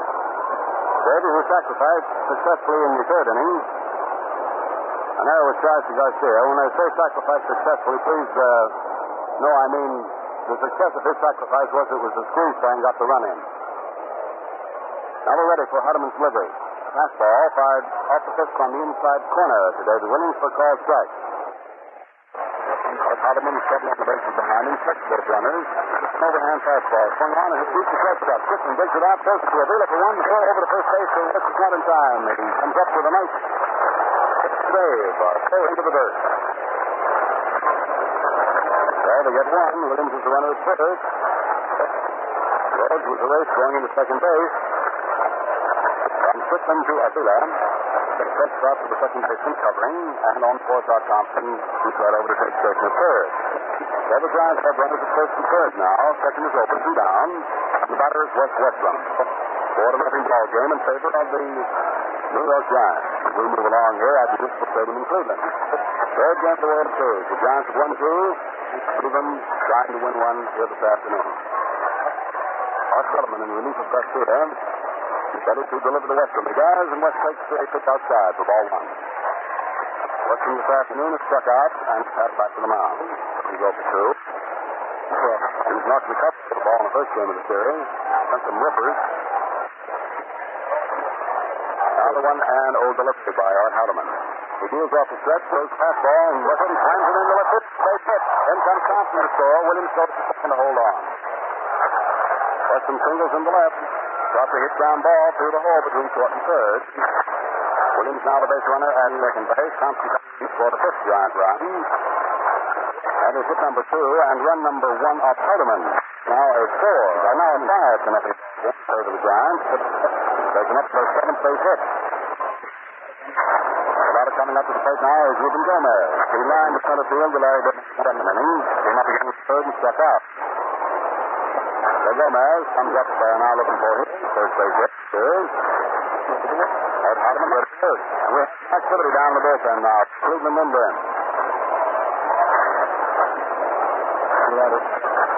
This is just a second for him. Art Hardeman gets ready. Delivers to Gomez. He sends full bounding ball foul down the third base line. Ray Narleski, rookie right-hander, down in the bullpen for Cleveland.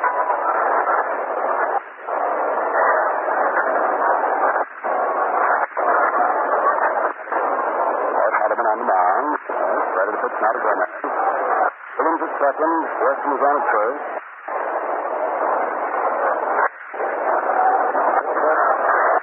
This game, there were 8 runs batted in for the Giants. Have 5 runs batted in with 12 all told. Gomez can bat in another one as Williams is on his second scoring position. Hardeman settles to work and fast fastball. It's outside, fully high for ball one. Gomez counts 1 ball, 1 strike.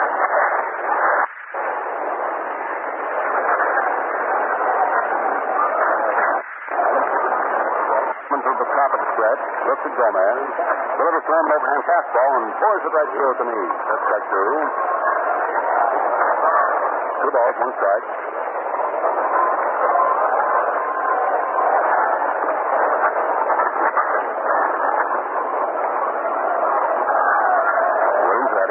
Step out second. Pitch is made to Gomez. Swung on. There's a bounding ball hit down the first base line just now. As it hugged the line, went to the first base bag and kicked out before the bag. That was what is known as a snake hopper. He's wiggling all over the place. Davy Williams, who's running on that one, has to move all the way back to second. Back in the second inning, so Williams is out there second. He almost did the route. In top of the first inning down. 1 run and swing scored. 5-0 favors the Giants. The runners up second, 2 down. Gomez up and strike a blow on his own behalf. number 28 waits for the pitch to be made by Art Hardeman. Delivery. 1-2. And it rides an overhand fastball. Strike 3. So that's all for Gomez. Twice now he has struck out. Twice he's ended the inning by strikeout. And that's the first one here for Hardeman, the fourth. The Giants have run into this afternoon. So for New York in the fifth inning, one run, and 2 base hits. There were no errors, and 2 men were left on.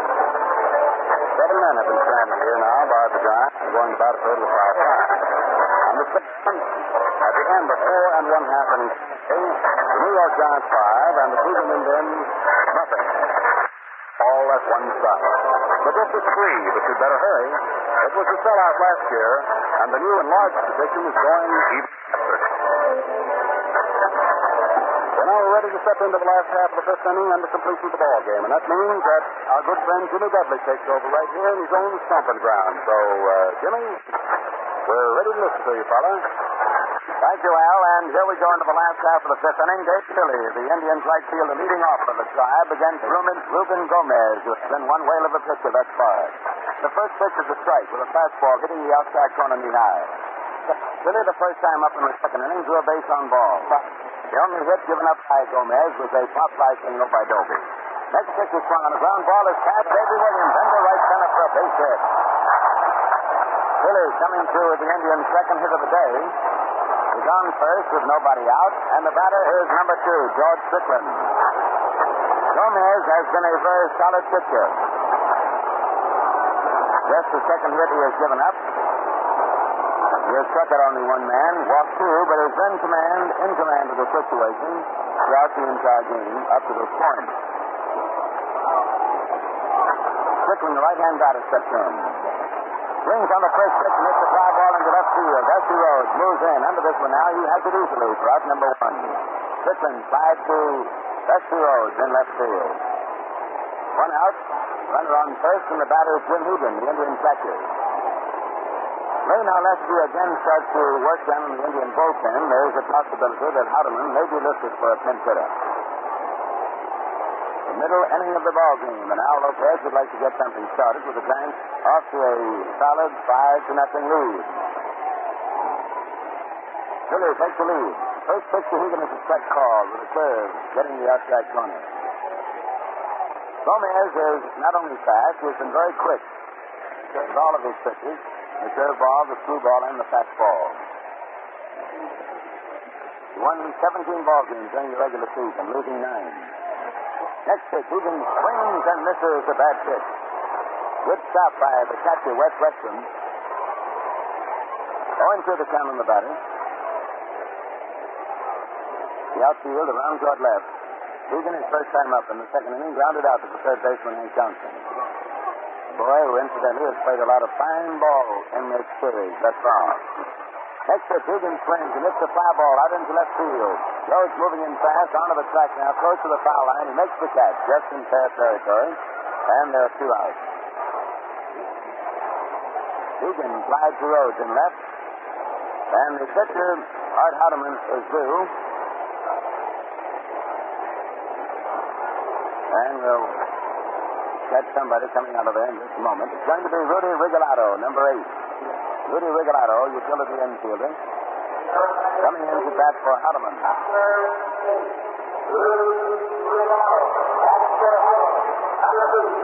Rigolato is a right-hand batter.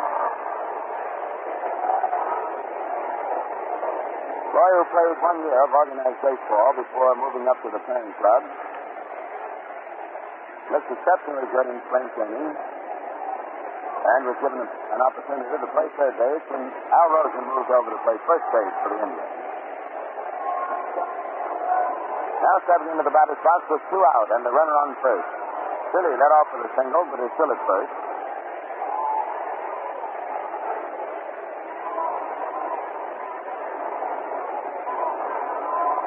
Outfield playing straight away. Gomez pitches a strike, a curveball, knee high. That curve has worked to perfection for him this afternoon. We have noted many of the Indian batters looking back to the umpire in great surprise on the call of the pitch, which was in there, just about knee high. The next pitch, Rigolato fouls it into the dirt for strike 2. 0-2 the count. The Giants, after winning the first two games in New York, moving out in front in this one 5-0 here at Cleveland's huge municipal stadium before approximately 70,000 people this afternoon. Strike to the count. Batter on deck is Al Smith. Billy ready to travel, leads off. The pitch is swung on a ground ball, slowly hit to the left side of the infield. Thompson charges it up with it. The throw to first, and Regalado is out. Another fine play by Hank Thompson at third base on a slow roller down the third base line. But he got his man. And for the Indians in the fifth, no runs, one hit, one man left. At the end of 5, the score is New York 5, Cleveland nothing.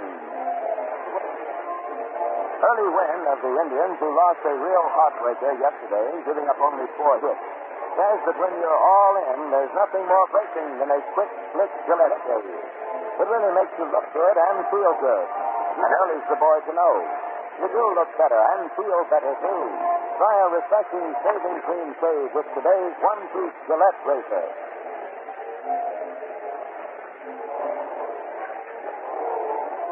Going into the first half of the 6th inning, we have a new pitcher coming on for the Indians. Ray Narleski, young right-hander. While we're waiting for him, we pause now 10 seconds for station identification. This is Mutual, the radio network for all America. Now back at Municipal Stadium. Here in Cleveland, the Giants leading 5-0. The first half of the 6th inning. The new pitcher, Ray Narleski. Relieving Art Hardeman, who worked 2 innings of the ball game, gave up 2 hits, walked 1, struck out 1, and allowed 1 run. 4 of the Giant runs are charged to Mike Garcia. Narleski is a member of Al Lopez's pitching staff in the relief department. He is one of the twin firemen, along with Ray Narleski. Here's John Marcy. And those 2 boys have done a whale of a job this year. Narleski's record is 3-3, but he started only 2 ball games. Throughout the regular season, he worked in 42 games and posted an earned run average of 2.22.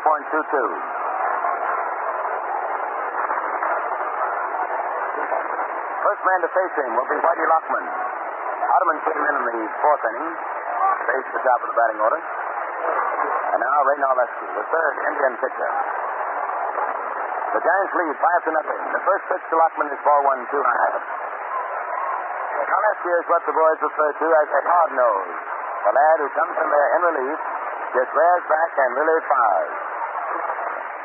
Next pitch is too high, another fastball taking off. High and outside this time, the count is ball to no strike. Last year, he played under Bertie Tebbetts, then manager of the Indianapolis Indians in the American Association. Moved up with the parent club this year. The 2-0 pitch is a strike. Right over about knee high. The count is 2-1. Hank Majestia, the Indian third baseman in today's ball game, and on the edge of the infield grass. The outfield straight away.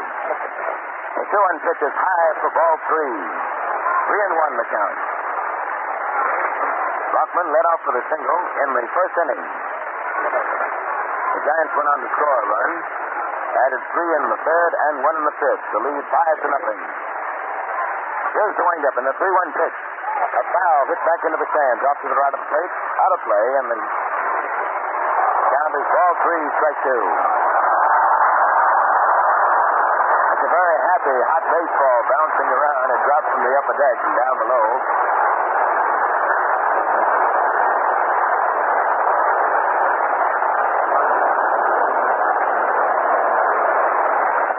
The 3-2 pitch is ball 4 outside. Lockman takes the base on balls.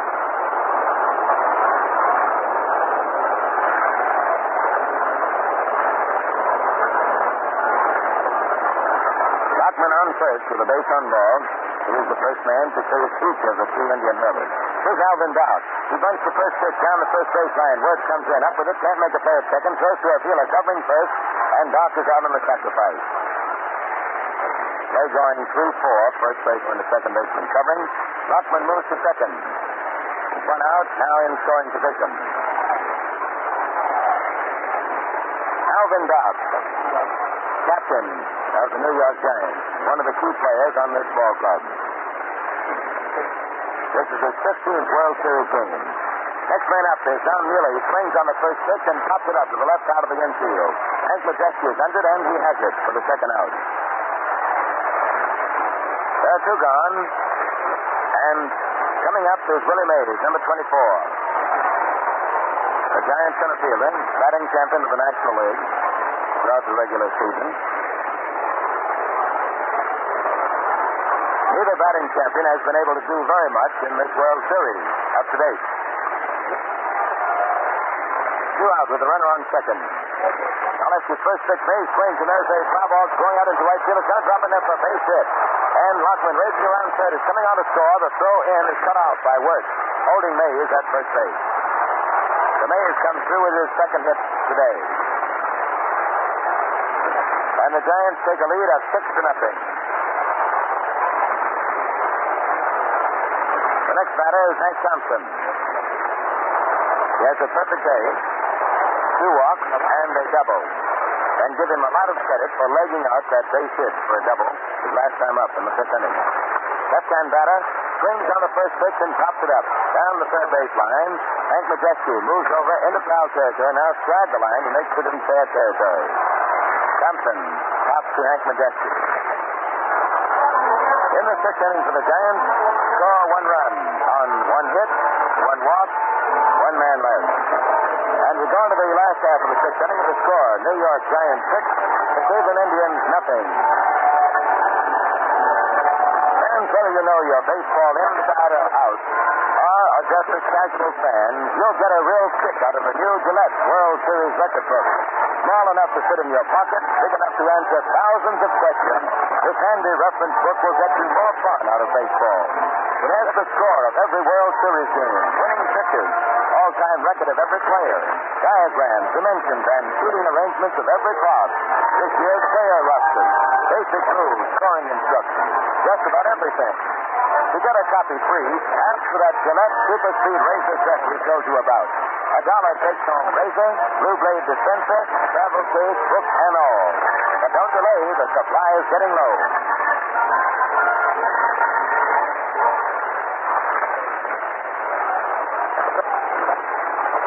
And now going into the last half of the 6th inning, it will be Al Smith leading off.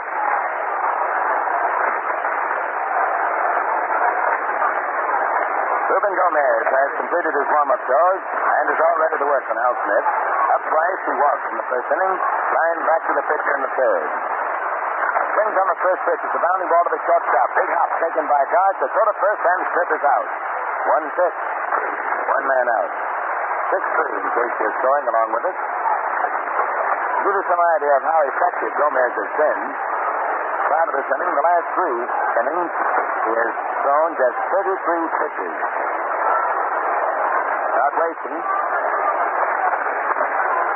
The batter is Bobby Avila. 0 for 1 officially sacrificed in the 1st inning. The Giants lead 6-0. Gomez pitched his ball one outside, a curveball breaking away from him. The outfielders sprang him straight away. Bobby Avila, Indian second baseman, batting champion of the American League. There is ball 2, high and outside, 2 and no count.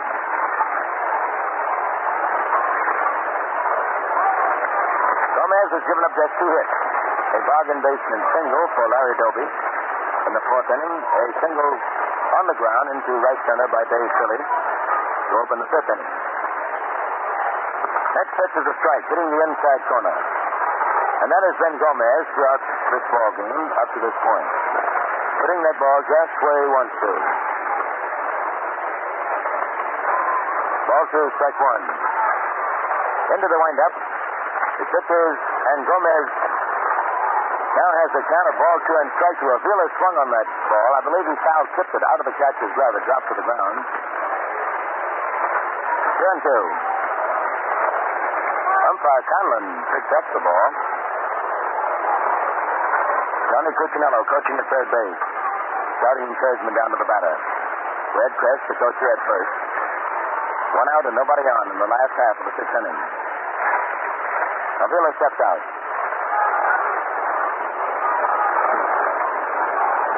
Now, in position, the 2-2 pitch is swung on, and there's a fly ball hit into left field. But Dusty Rhodes moving back is under it and has it all the way for out number 2. 2 gone as Avila fired to left fielder. Dusty Rhodes, who has certainly been one of the outstanding performers in this World Series. He just seems to work like magic for Leo DeRocha, the Giant manager. Larry Doby steps into the batter's box. He has 1 out of 2. Left-hand batter, he takes a strike with a fastball, plays through the middle. Strike 1 called. Skies are very much overcast. So, gray day here at Cleveland. The next pitch is ball 1 high and outside. The count is even up. 1-1.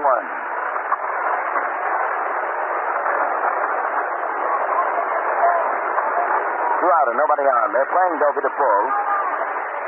Deep and well around to right. The 1-1 pitch is a changeup, ball 2. It was over but high, ball 2 and strike 1.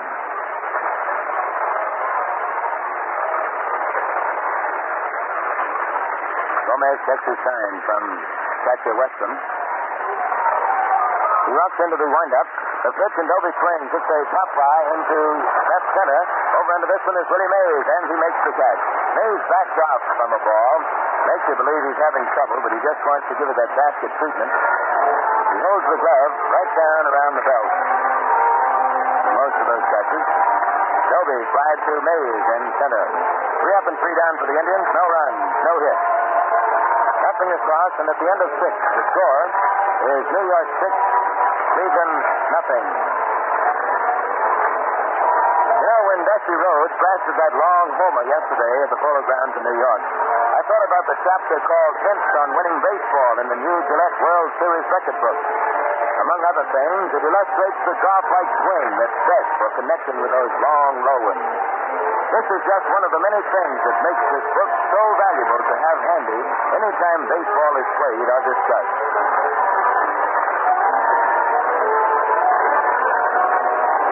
Now the 6-inning total. The Giants have 6 runs, 8 hits, no errors. The Indians, no runs, 2 hits, and 2 errors. The Indians have left 3 men on the bases. The Giants have left a total of 8.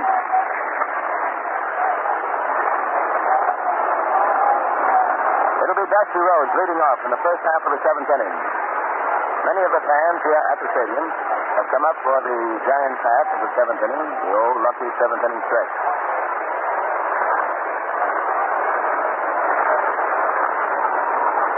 Number 26, Dusty Rhodes. Ray Nalesky. A swing and a miss on the first pitch. Nalesky working into the windup very hurriedly. Came out with a fastball. Boy, if Rhodes had hit that one, he'd have put it in Lake Erie. Strike 1. The next pitch, just swing and a miss. Just strike 2.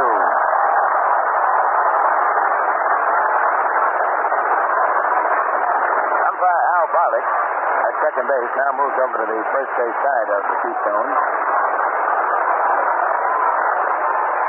Here's the windup. The 0-2 pitch, just swing and a miss. He struck him out.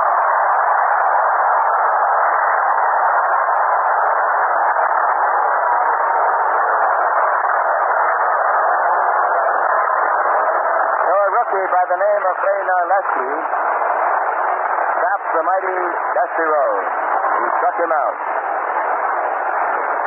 The fans here get a tremendous kick out of it. Davy Williams is up. He swings on the first pitch and misses. Strike 1.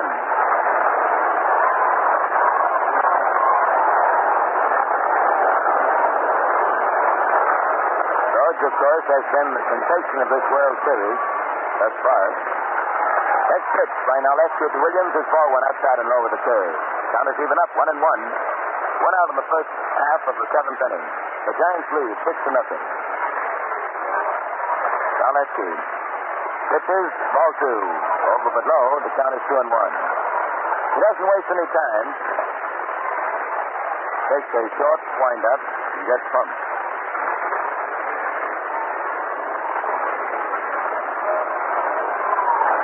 had 52 strikeouts in 89 innings during the regular season. Next pitch, Williams swings but misses. Strike two. Ball two and strike to the count. One out and nobody on. Now let's to the third. Indian pitcher. The 2-2 pitch. Ball three. Over but high and the string is out. Full count of 3-2.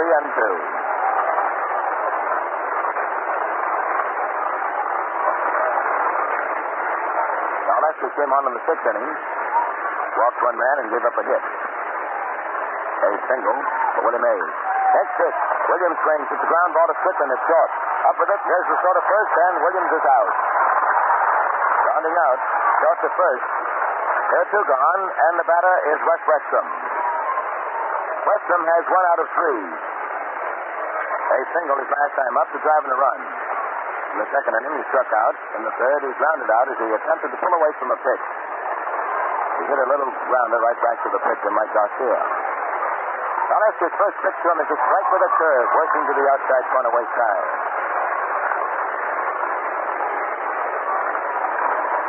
The Giants lead 6-0.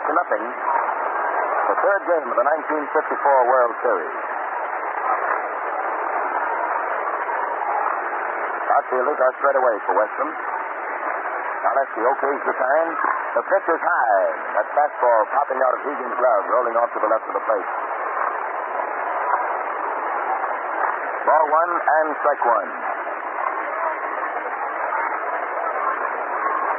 Now Lester's dad played for the Boston Red Sox quite some years ago. He's an infielder. Here's the windup. The 1-1 pitch. Westrom swings and misses. It's strike two. 1-2 the count on the batter. 2 out and nobody on the first half of the seventh.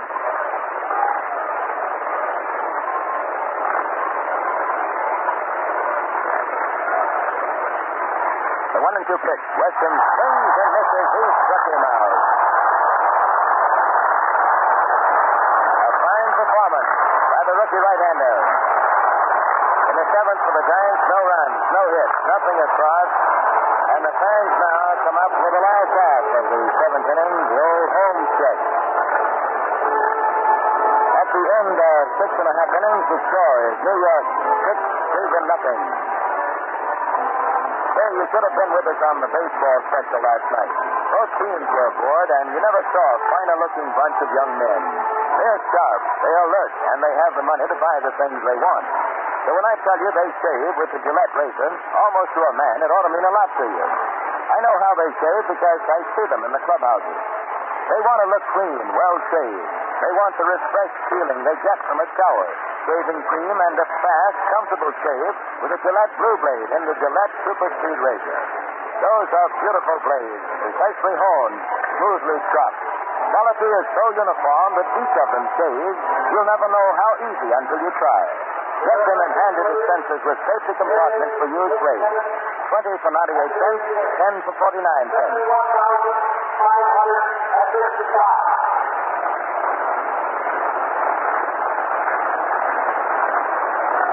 And now back here at Cleveland's Nestle Stadium, the home of the American League Indians. The attendance, 71,555. Last of the seventh, and Vic Works leads off. First pitch to him by Gomez is ball one, inside and low.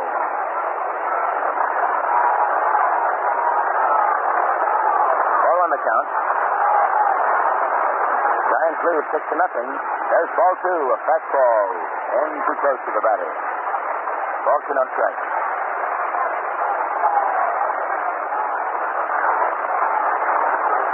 The outfielders shaded around toward right. Works is 0 for 2. The next pitch. Flex call. Hitting the outside corner with a true ball. Ball two, strike one.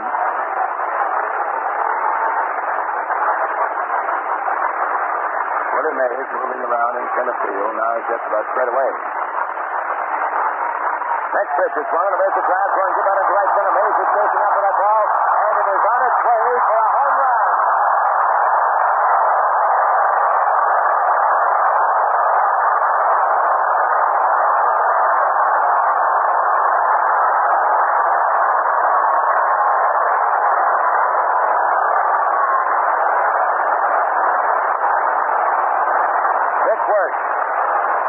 first baseman. Coming up with hit number 3, and the Indians' first run of the day, a home run over the right center field fence. It was a low line drive, not a towering homer. Just a ball that was very solidly hit. And the next batter is Hank Majeski. Nobody out. Majeski, right-hand batter, steps in. He is 0 for 2. Hit into a double play his last time up. 71,555 fans getting a big kick out of seeing work come through with his home run. Al Newhouser, left-hander, starts warming up in the Indian bullpen. All right, the first pitch to Majeski. Ball went outside with a curve.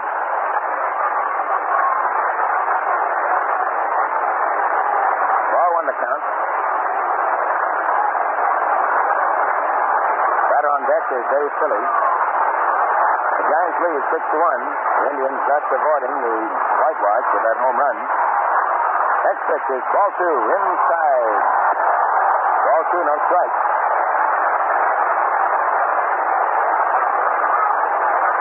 The boys down in the Giant bullpen looking in towards the dugout. So far, there's been no action in the Giant bullpen. Nobody out, nobody on. The pitch is a strike. Gomez laid a curve right over the heart of the plate. Ball 2 and strike 1.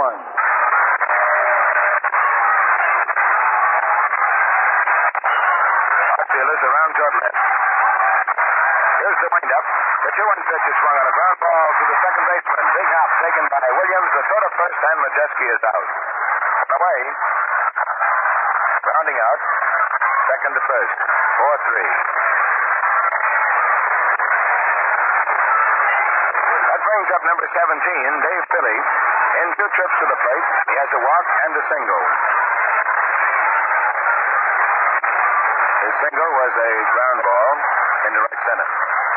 Looks at ball 1, outside and low. First pitch. Ball 1 the count. Batter on deck is George Strickland. Gomez okays the sign. The pitch is a strike with a fastball knee high. Even up, ball 1 and strike 1.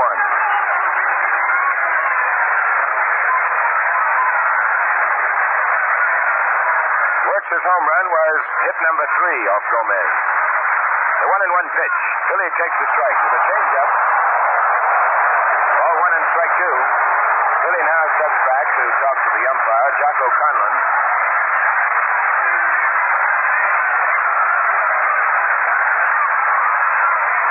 Ball 1 and strike 2.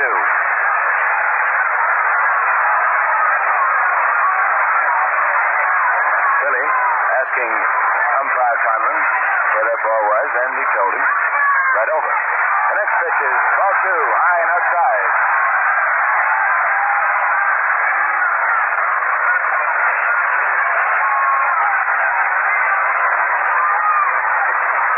The outfielders are shaded just a bit toward right for Philly.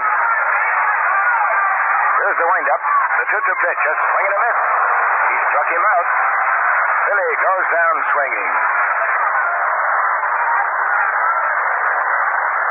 That is the second strikeout for Ruben Gomez. He has walked only 2 batters. And now it's George Strickland stepping into the batter's box, coming up with 2 out and nobody on. Takes a fastball strike. Right in there. Last half of the 7th inning, the Giants lead by a score of 6-1. Next pitch. Strickland swings and pops this one up to the right side of the infield. Going back on the edge of the grass is Whitey Lockman, and he makes the catch. The third out. And the Indians in the 7th get 1 run, 1 hit. Dick Wertz's home run. At the end of 7, the score is New York 6, Cleveland 1. Bobby Avila, who won the American League batting title with a .341 average, has gone 2 for 11 so far in this World Series of 1954. He has quite a jinx to overcome because batting champions generally do poorly in the series. To mention a few from the all-time series roster in the Gillette World Series record book, Ted Williams averages 200, Stan Musial 256, and Jackie Robinson 242. The World Series is the best 4 out of 7. The Giants won the first 2 games in New York and lead the Indians on their home grounds right here in Cleveland in this third game by a score of 6-1 as we head into the first half of the 8th inning. The Giants will lead off with pitcher Gomez, getting a nice hand from the crowd as he comes up. He's turned in a fine performance.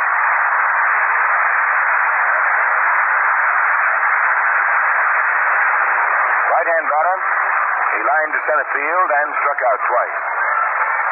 Alaska's first pitch, he swings and misses, strike 1.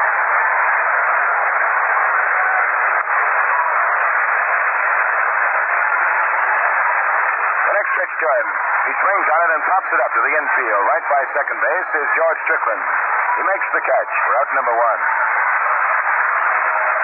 Gomez pops to George Strickland, the shortstop.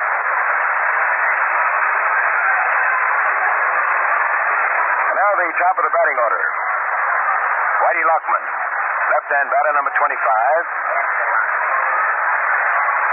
He has a single and a walk in 4 trips to the plate. Stands deep in the batter's box and chokes up on the bat. Swings on the first pitch. It's a ground ball to Wirtz at first. Wirtz takes it, races to the bag, ahead of the runner for out number 2. Lockman grounded out to Wirtz, unassisted. That brings up Alvin Dock. 2 out, and nobody on. First half of the 8th inning.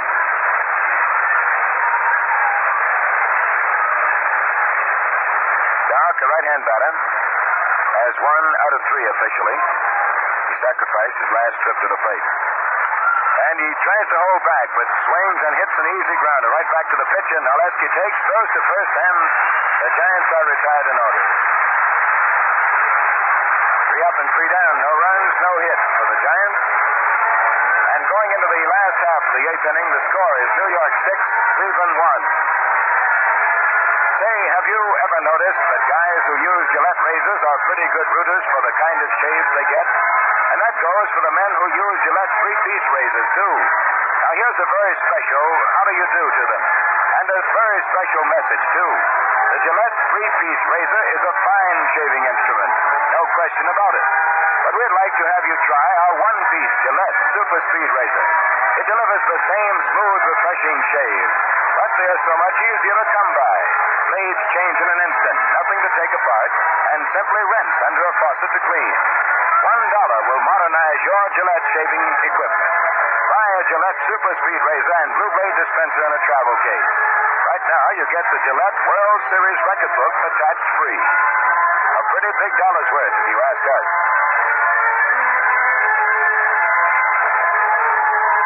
And now, before we go into the last half of the 8th inning, let's pause 10 seconds for station identification. This is Mutual, the radio network for all America.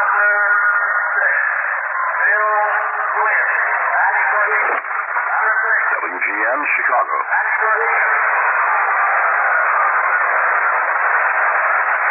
Now back at Municipal Stadium in Cleveland, the last half of the 8th, and a pinch hitter coming up for Jim Hegan, as Al Lopez calls upon his reserves to get something started for his tribe. Trailing in the series 2-0, and trailing in this ball game 6-1. Bill Glenn is batting for Hegan, left-hand batter. Swings on the first pitch, and it's a fly ball into right field. Coming over hard for it is Mueller. He drops the ball. And it's going for 2. He runs from under his cap. Mueller picks it up to throw in, but too late. Glenn is in at second base. That is going to be a 2-base hit. A fine try by Don Mueller. He got a glove on the ball, but it was a sinking line drive. He couldn't handle it. It dropped to the ground for a 2-base hit.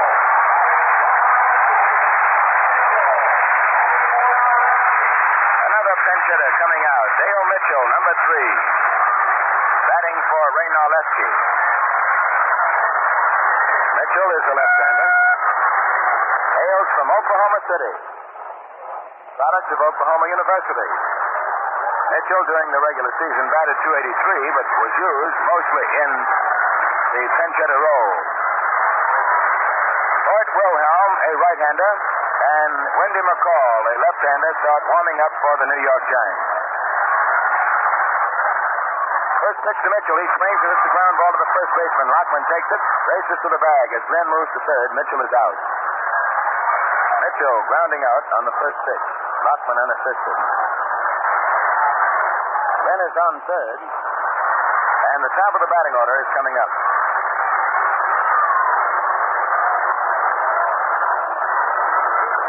Don Mossy, a left-hander, is now warming up for the Indians. So is Hal Narragon, a catcher. Al Smith is the batter. He has a walk in 3 trips.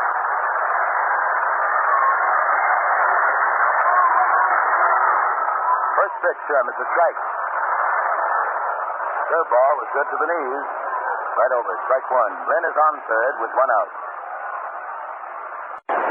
Last half of the 8th inning, the Giants lead by a score of 6-1. Outfield pulled around toward left. Smith standing deep in the batter's box, well back of the plate. Takes ball 1 outside and low with a curve, breaking into the dirt.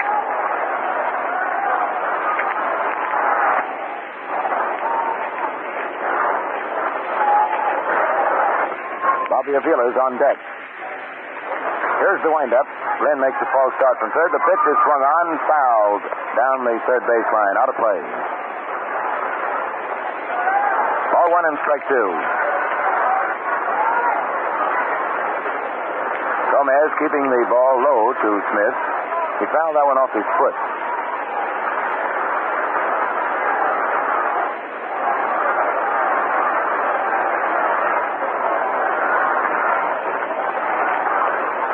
Quite a bit of pain. He steps again back from the plate.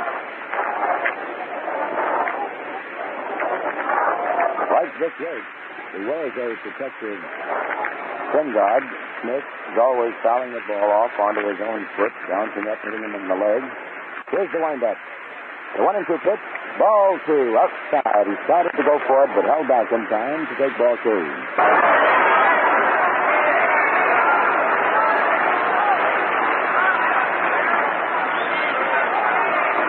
Runner on third with 1 out.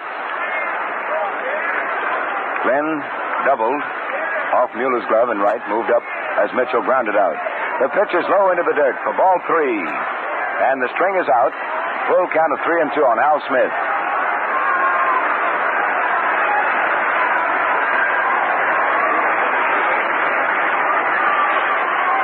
The Indians bouncing back against the fine pitching of Ruben Gomez, who has given up only 4 hits. Glenn is on third with 1 out. The count 3-2. Here's the payoff pitch. Swung on and fouled off. Down the first baseline, curving back into the crowd, out of play. Whitey Lockman raced over, with no chance to get it.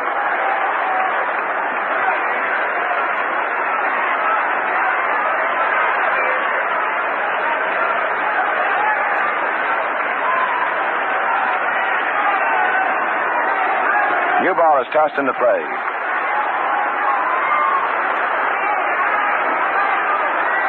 Gomez is all set. Here's the windup. The 3-2 pitch. Hit foul down the third baseline, and Glenn had to jump out of the way of that ball. Dusty Rhodes racing over, taking no chances on whether it was foul or fair. Fielded that ball right where the boys are warming up. McCall and Wilhelm.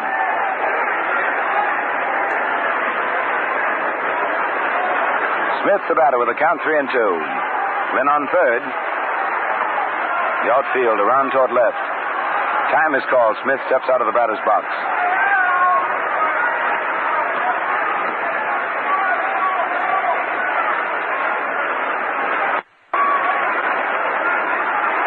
All right, the 3-2 pitch is swung. A ground ball to the shortstop. Doc is up with it. Glenn is coming on to score. The throw is high to first base. And here goes Smith to second. He races around second. Lockman is up with the ball to throw across the diamond. Smith holds up and goes back to second.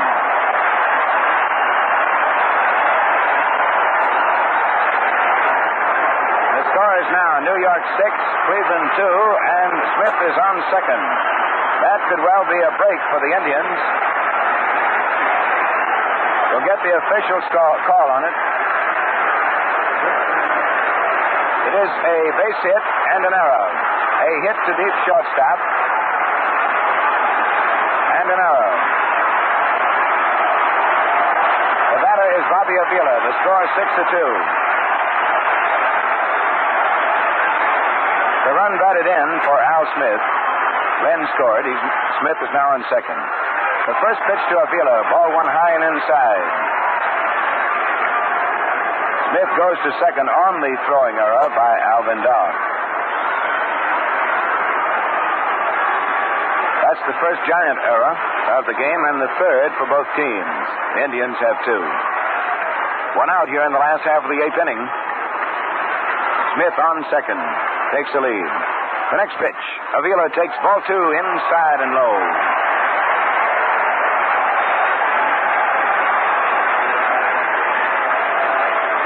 The Giants now have a total of 4 errors for the 3 games of the 54 World Series. The Indians 2. Next pitch. Avila takes ball 3 high and inside. Ball 3, no strikes. Batter on deck is Larry Doby. The score is New York 6, Cleveland 2.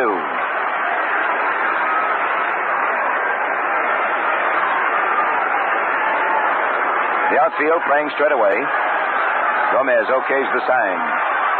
The pitch is a strike. The outside corner, waist high.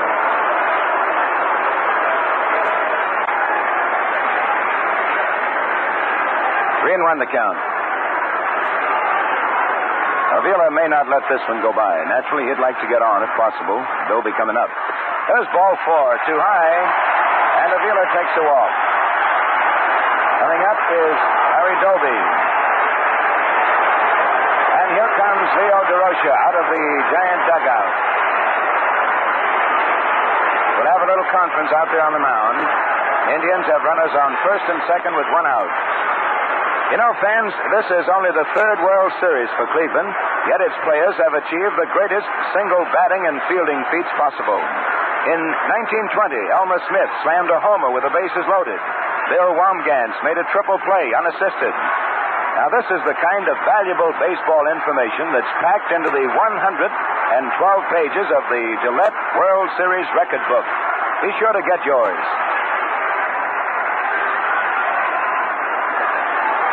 Now, umpire Jocko Conlon goes out, and it looks like a new pitcher is going to be called into the game.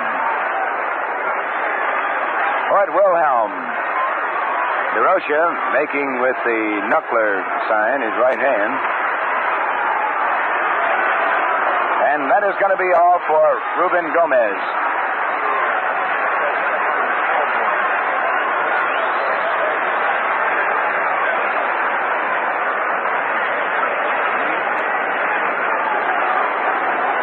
Hoyt Wilhelm, a knuckleball pitcher, is coming into the game to face Larry Doby. So Gomez, running into a bit of trouble here in the last half of the 8th inning, has worked 7 1/3 innings. He has given up 5 hits. He has walked 3 men. He has struck out 2 and has allowed 2 runs and is leaving 2 men on. Should they score, they will be charged against him.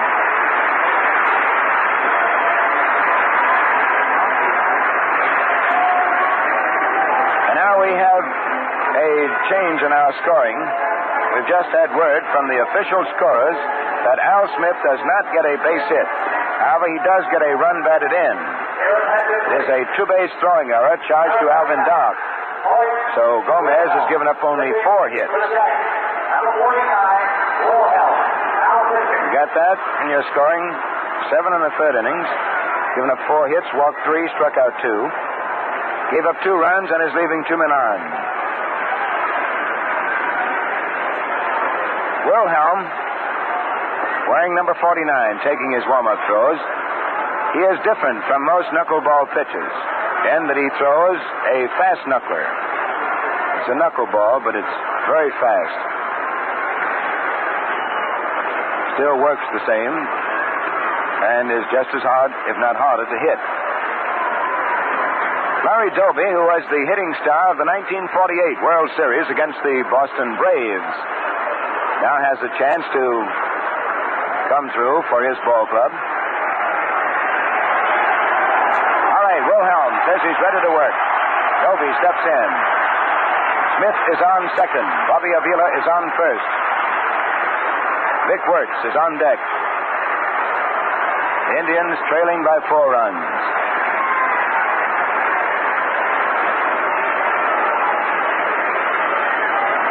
Marv Grissom now joins Wendy McCall, the left-hander, warming up in the bullpen. Grissom is the right-hander that helped in the first game, actually won it. All right, Wilhelm is ready. Here's the stretch. The pitch to Doby. He swings and misses. Strike 1. Boy, and there was no question about what he wanted. He was swinging for the distance.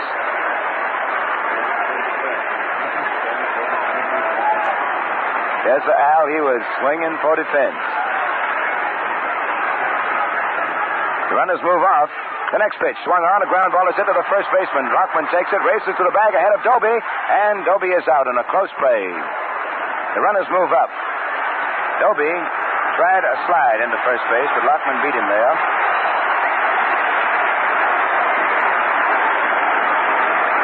There are 2 out, and the batter is Vic Wirtz.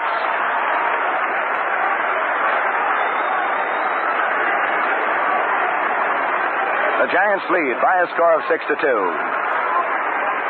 Now time is called. Westrom goes out to talk with Wilhelm.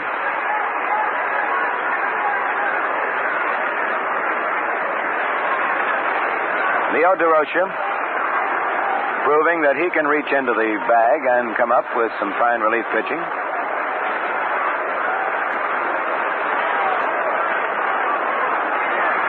Marv Grissom got credit for winning the first game of the World Series.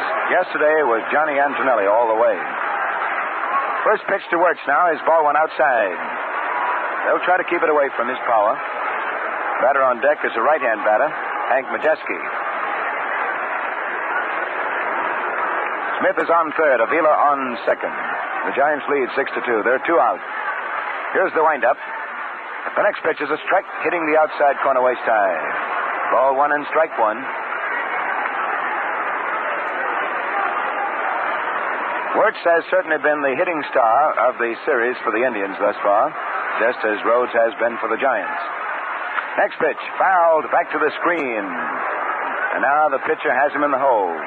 Ball 1 and strike 2.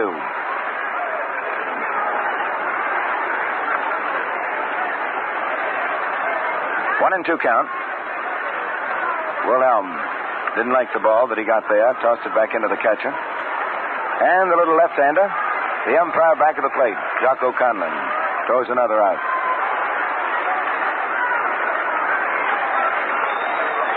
Into the windup, the 1 and 2 pitch. Wirtz swings and he misses. He struck him out. Wirtz goes down swinging. And Mr. Wilhelm did a mighty fine job. A right-hand pitcher against 2 left-hand batters. The Indians in the 8th inning get just the 1 run on 1 hit. There was 1 giant error, and 2 men were left on the bases. At the end of 8 innings, the score is New York 6, Cleveland 2. Look sharp, feel sharp, be sharp and listen, mister. How are you fixed for plays? Do you have plenty? How are you fixed for plays? You better check. Please make sure you have enough. 'Cause a worn-out blade makes shaving mighty tough. How are you fixed for plays? Better look to let the blades we mean. And now, fans, we're back at Municipal Stadium in Cleveland, going into the first half of the 9th inning of the 3rd World Series game between the New York Giants and the Cleveland Indians. The new Tribe pitcher is number 12, Don Mossy. Mossy is making his 2nd appearance in the World Series. Appeared in 40 ball games during the regular season. And young Hal Narragon is the Indian catcher.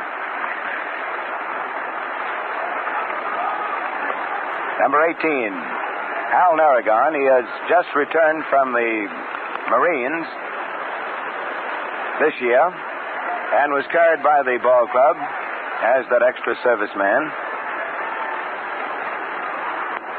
He hails from Barberton, Ohio.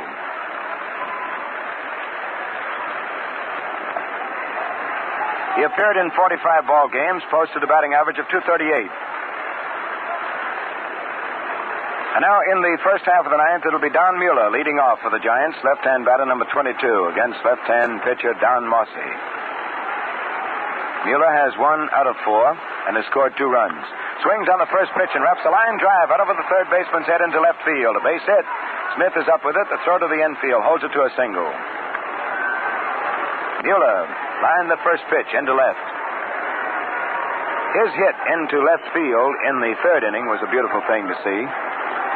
With a hit and run on, Dark was moving. Mueller hit one through the hole into left field. Now here's Willie Mays. He has 2 out of 4. 2 singles, both into right field. He's a right-hand batter. Nobody out. First pitch is a strike, a fastball, letter high.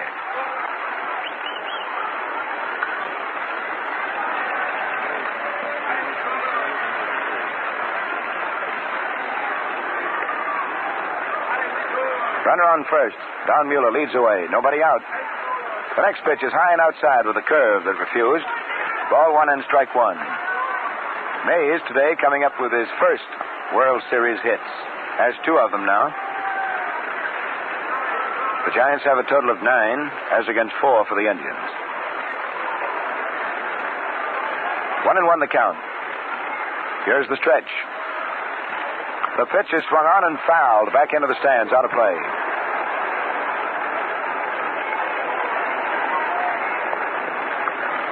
Count moves to ball 1 and strike 2 on the batter.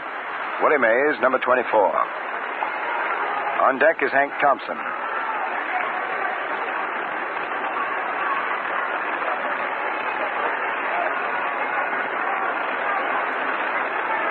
All right, Marcy okays the sign from his young battery mate, Al Narragon. Checks the runner. The 1-2 pitch is high. Ball 2. Ball 2 and strike 2.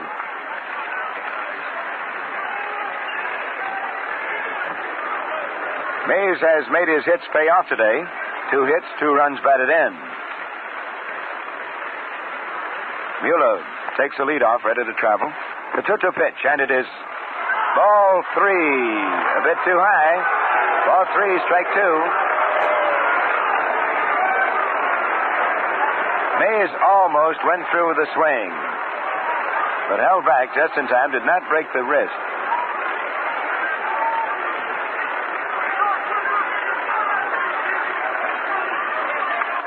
Ball 3, strike 2, and now Mueller will be moving.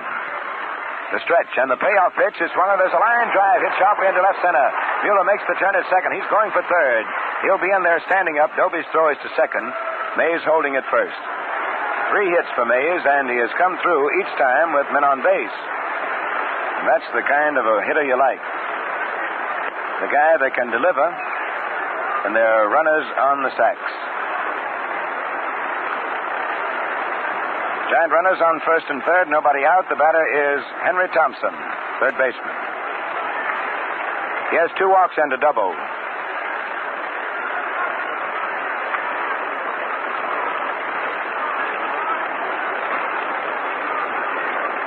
Getting more action down in the Indian bullpen now as Bob Hooper starts to warm up. Right-hander. First pitch to Thompson. He hits a line drive to Strickland. Strickland's throw back to first, and Mays is doubled. Mays was halfway to second and had not the slightest chance of getting back. And with 1 pitch, Marcy erases 2 men. Mueller is holding at third. That's the first double play for the Indians, and just the second of the World Series. Thompson lined to Strickland, who doubled Mays at first. Here's Dusty Rhodes up. 2 out, runner on third. Mays was struck out by Norleski in the 7th inning. First pitch to him. He swings, and it's a ground ball foul down the first baseline. Out of play, and the count is strike 1. 7 runs batted in. in this World Series, and this is just the third game. The Giants are leading by a score of 6-2, and unless the Indians can pull their forces together, it looks like an abbreviated one. Next pitch is ball one high and inside. 1-1 the count.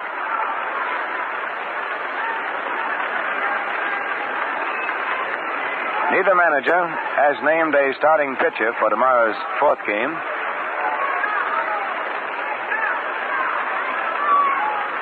Here's the windup. The pitch is too low for ball two. 2-1 the count.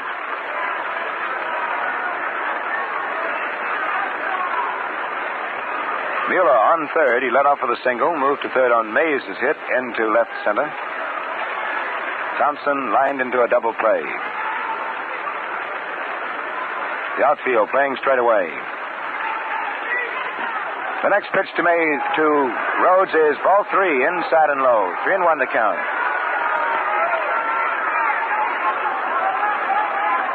Ball three, strike one. Rhodes came on in the third inning as a pinch hitter for Monty Irvin. Singled into right field. Driving in 2 runs. 3-1 the count. He may be gunning for it. Here's the windup. And the pitch is a strike call. Little high. Full count of 3-2 on the batter. Fans start buzzing a little bit as Marcy gets ready for the big pitch. The count 3-2. With 2 out in the first half of the 9th inning, the Giants lead by a score of 6-2. Marcy in action. The 3-2 pitch, a swing and a miss. He struck him out. Gave him a high curveball, and Rhodes went for it. Struck him out. Second time. And 2 rookies turned the trick. So in the 8th inning for the Giants, no runs. They had 2 hits. 1 man left. And going into the last half of the 9th inning, the score is New York 6, Cleveland 2. You know, fans, unless you're an expert, you may have points of today's game. So stay tuned after the last out and hear old man baseball himself, Bill Corum, when he reviews the game and points up the day's play as only he can.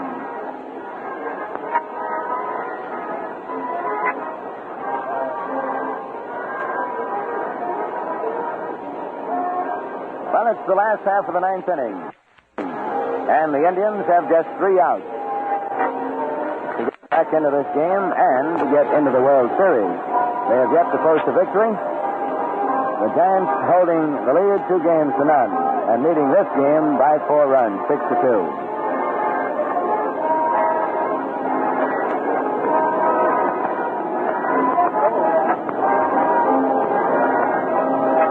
Giants have selected 10 hits off Indian pitching. 5 of them coming off starter Garcia, 2 off Art Hardeman, who relieved in the 4th. Naleski gave up 1 hit, and Marcy gave up 2. However, the Giants failed to score against Marcy in the 1 inning that he worked.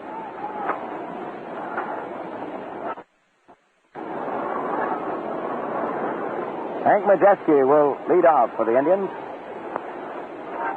The bottom half of the batting order is up. Hoyt Wilhelm, the knuckleball hurler. Pitch is a strike. First pitch was right in there, waist high. Majeski is looking for his first hit today. He is 0 for 3. Grounded out twice and fouled out. Wilhelm pitches a strike to the inside corner. And there's that knuckler. Boy, that's a tough one. Indian batters have really been silent. Ruben Gomez giving up only 4 hits. Wilhelm coming on in the 8th inning to put out the fire. Getting Doby and Wirtz, 2 left-hand batters. There's ball 1 inside and low to Majeski. The count moves to ball 1 and strike 2.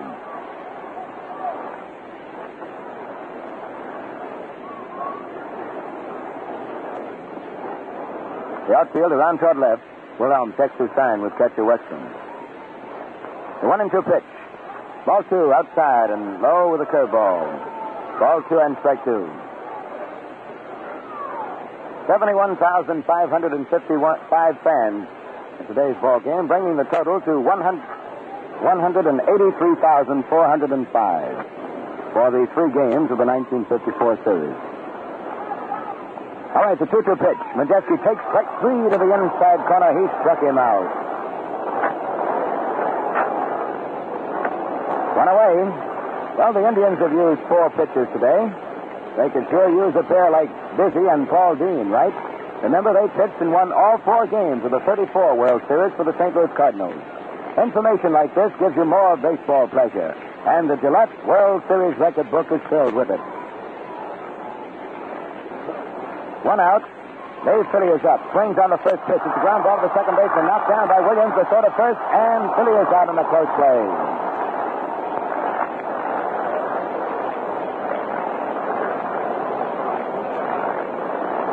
There's that hustle in that giant infield, and it'll pay off every time. Billy Dykes used to say, stop him with your chest, your knee, your elbow, or anything, but go and get him and throw that batter out. Billy grounding out, second to first, 4-3. There are 2 gone. And we're getting a pinch hitter. Dave Pope batting for George Strickland.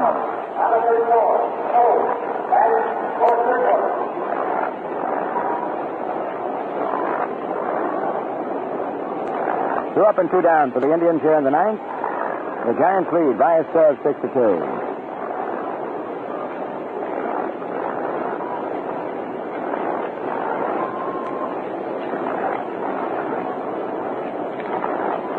Pope is a left-hand batter. First pitch, he swings on it. The ground ball to the right side of the infield. Williams covers over fast up at the throw to first. And on a pretty play, Pope is out. Pope grounding out. Williams to first. And the Indians bite the dust. 1, 2, 3. No runs, no hits, nothing across. And the final score: New York 6 runs, 10 hits, 1 error. Cleveland 2 runs, 4 hits, and 2 errors. The winning pitcher, Ruben Gomez. The losing pitcher, Mike Garcia. Now, in just a moment, Bill Corum will review the highlights of today's game for you. Ladies and men, a home permanent that's really trouble-free. It's new self-timing Tony with 15-minute waiting motion. With this new Tony, you're sure of perfect timing every time. There's no clock checking, no test curls, no guesswork. Your self-timing Tony is timed to right. Your waves can't go wrong. Takes only minutes to wave and neutralize, gives you months of more carefree waves. It's the one permanent that's fast and lasts. And your wave will be soft and natural right from the very first day. So no matter how happy you were with your last permanent, no matter what kind it was or what you paid for it, you'll like this new self-timing Tony so much better. It's the easiest, fastest, surest way to the most natural wave of your life. Get yours today. It's a new Tony, a faster Tony. It's self-timing, self-timing, self-timing, self-timing Tony.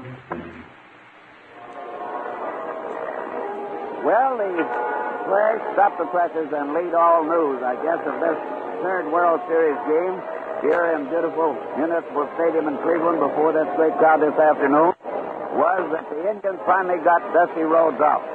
In fact, they got him out twice.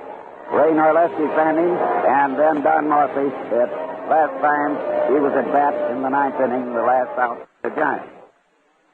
Before that happened, the Dusty one had driven in 2 more runs to bring his total up to that point, up to 7, and the record for 4 games is only 9, held by Lou Gehrig.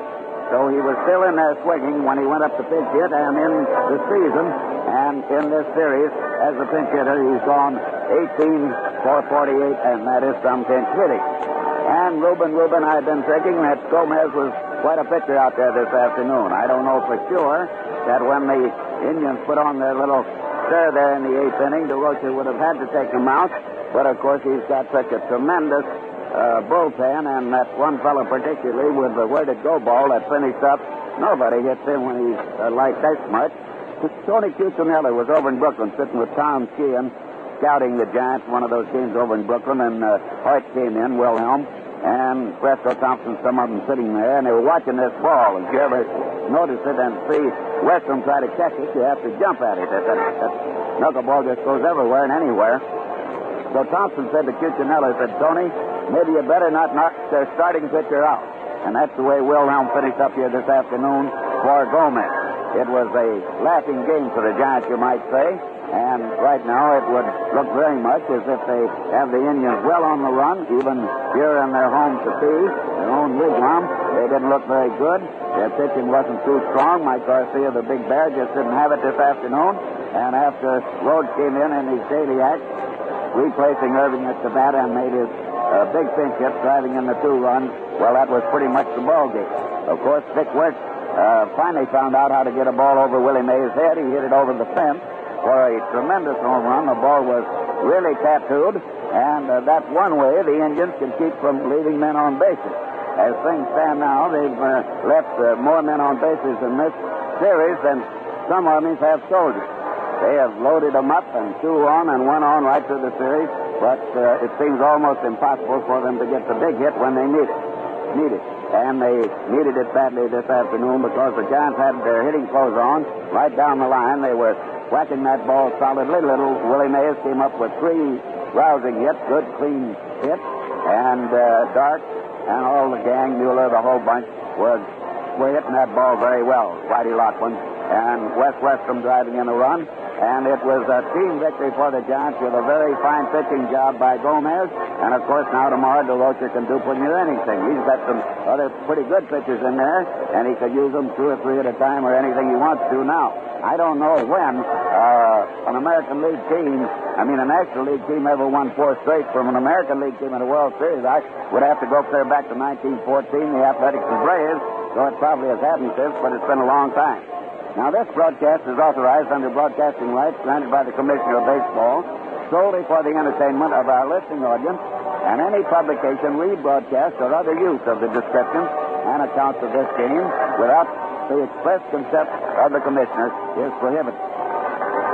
Before signing off, I want to thank our engineers, Jim Egan and Al Rasnick, our statistician, Frank Zuzzulo, and this program was directed and produced under the supervision of Mutual Sports Director Paul Jonas.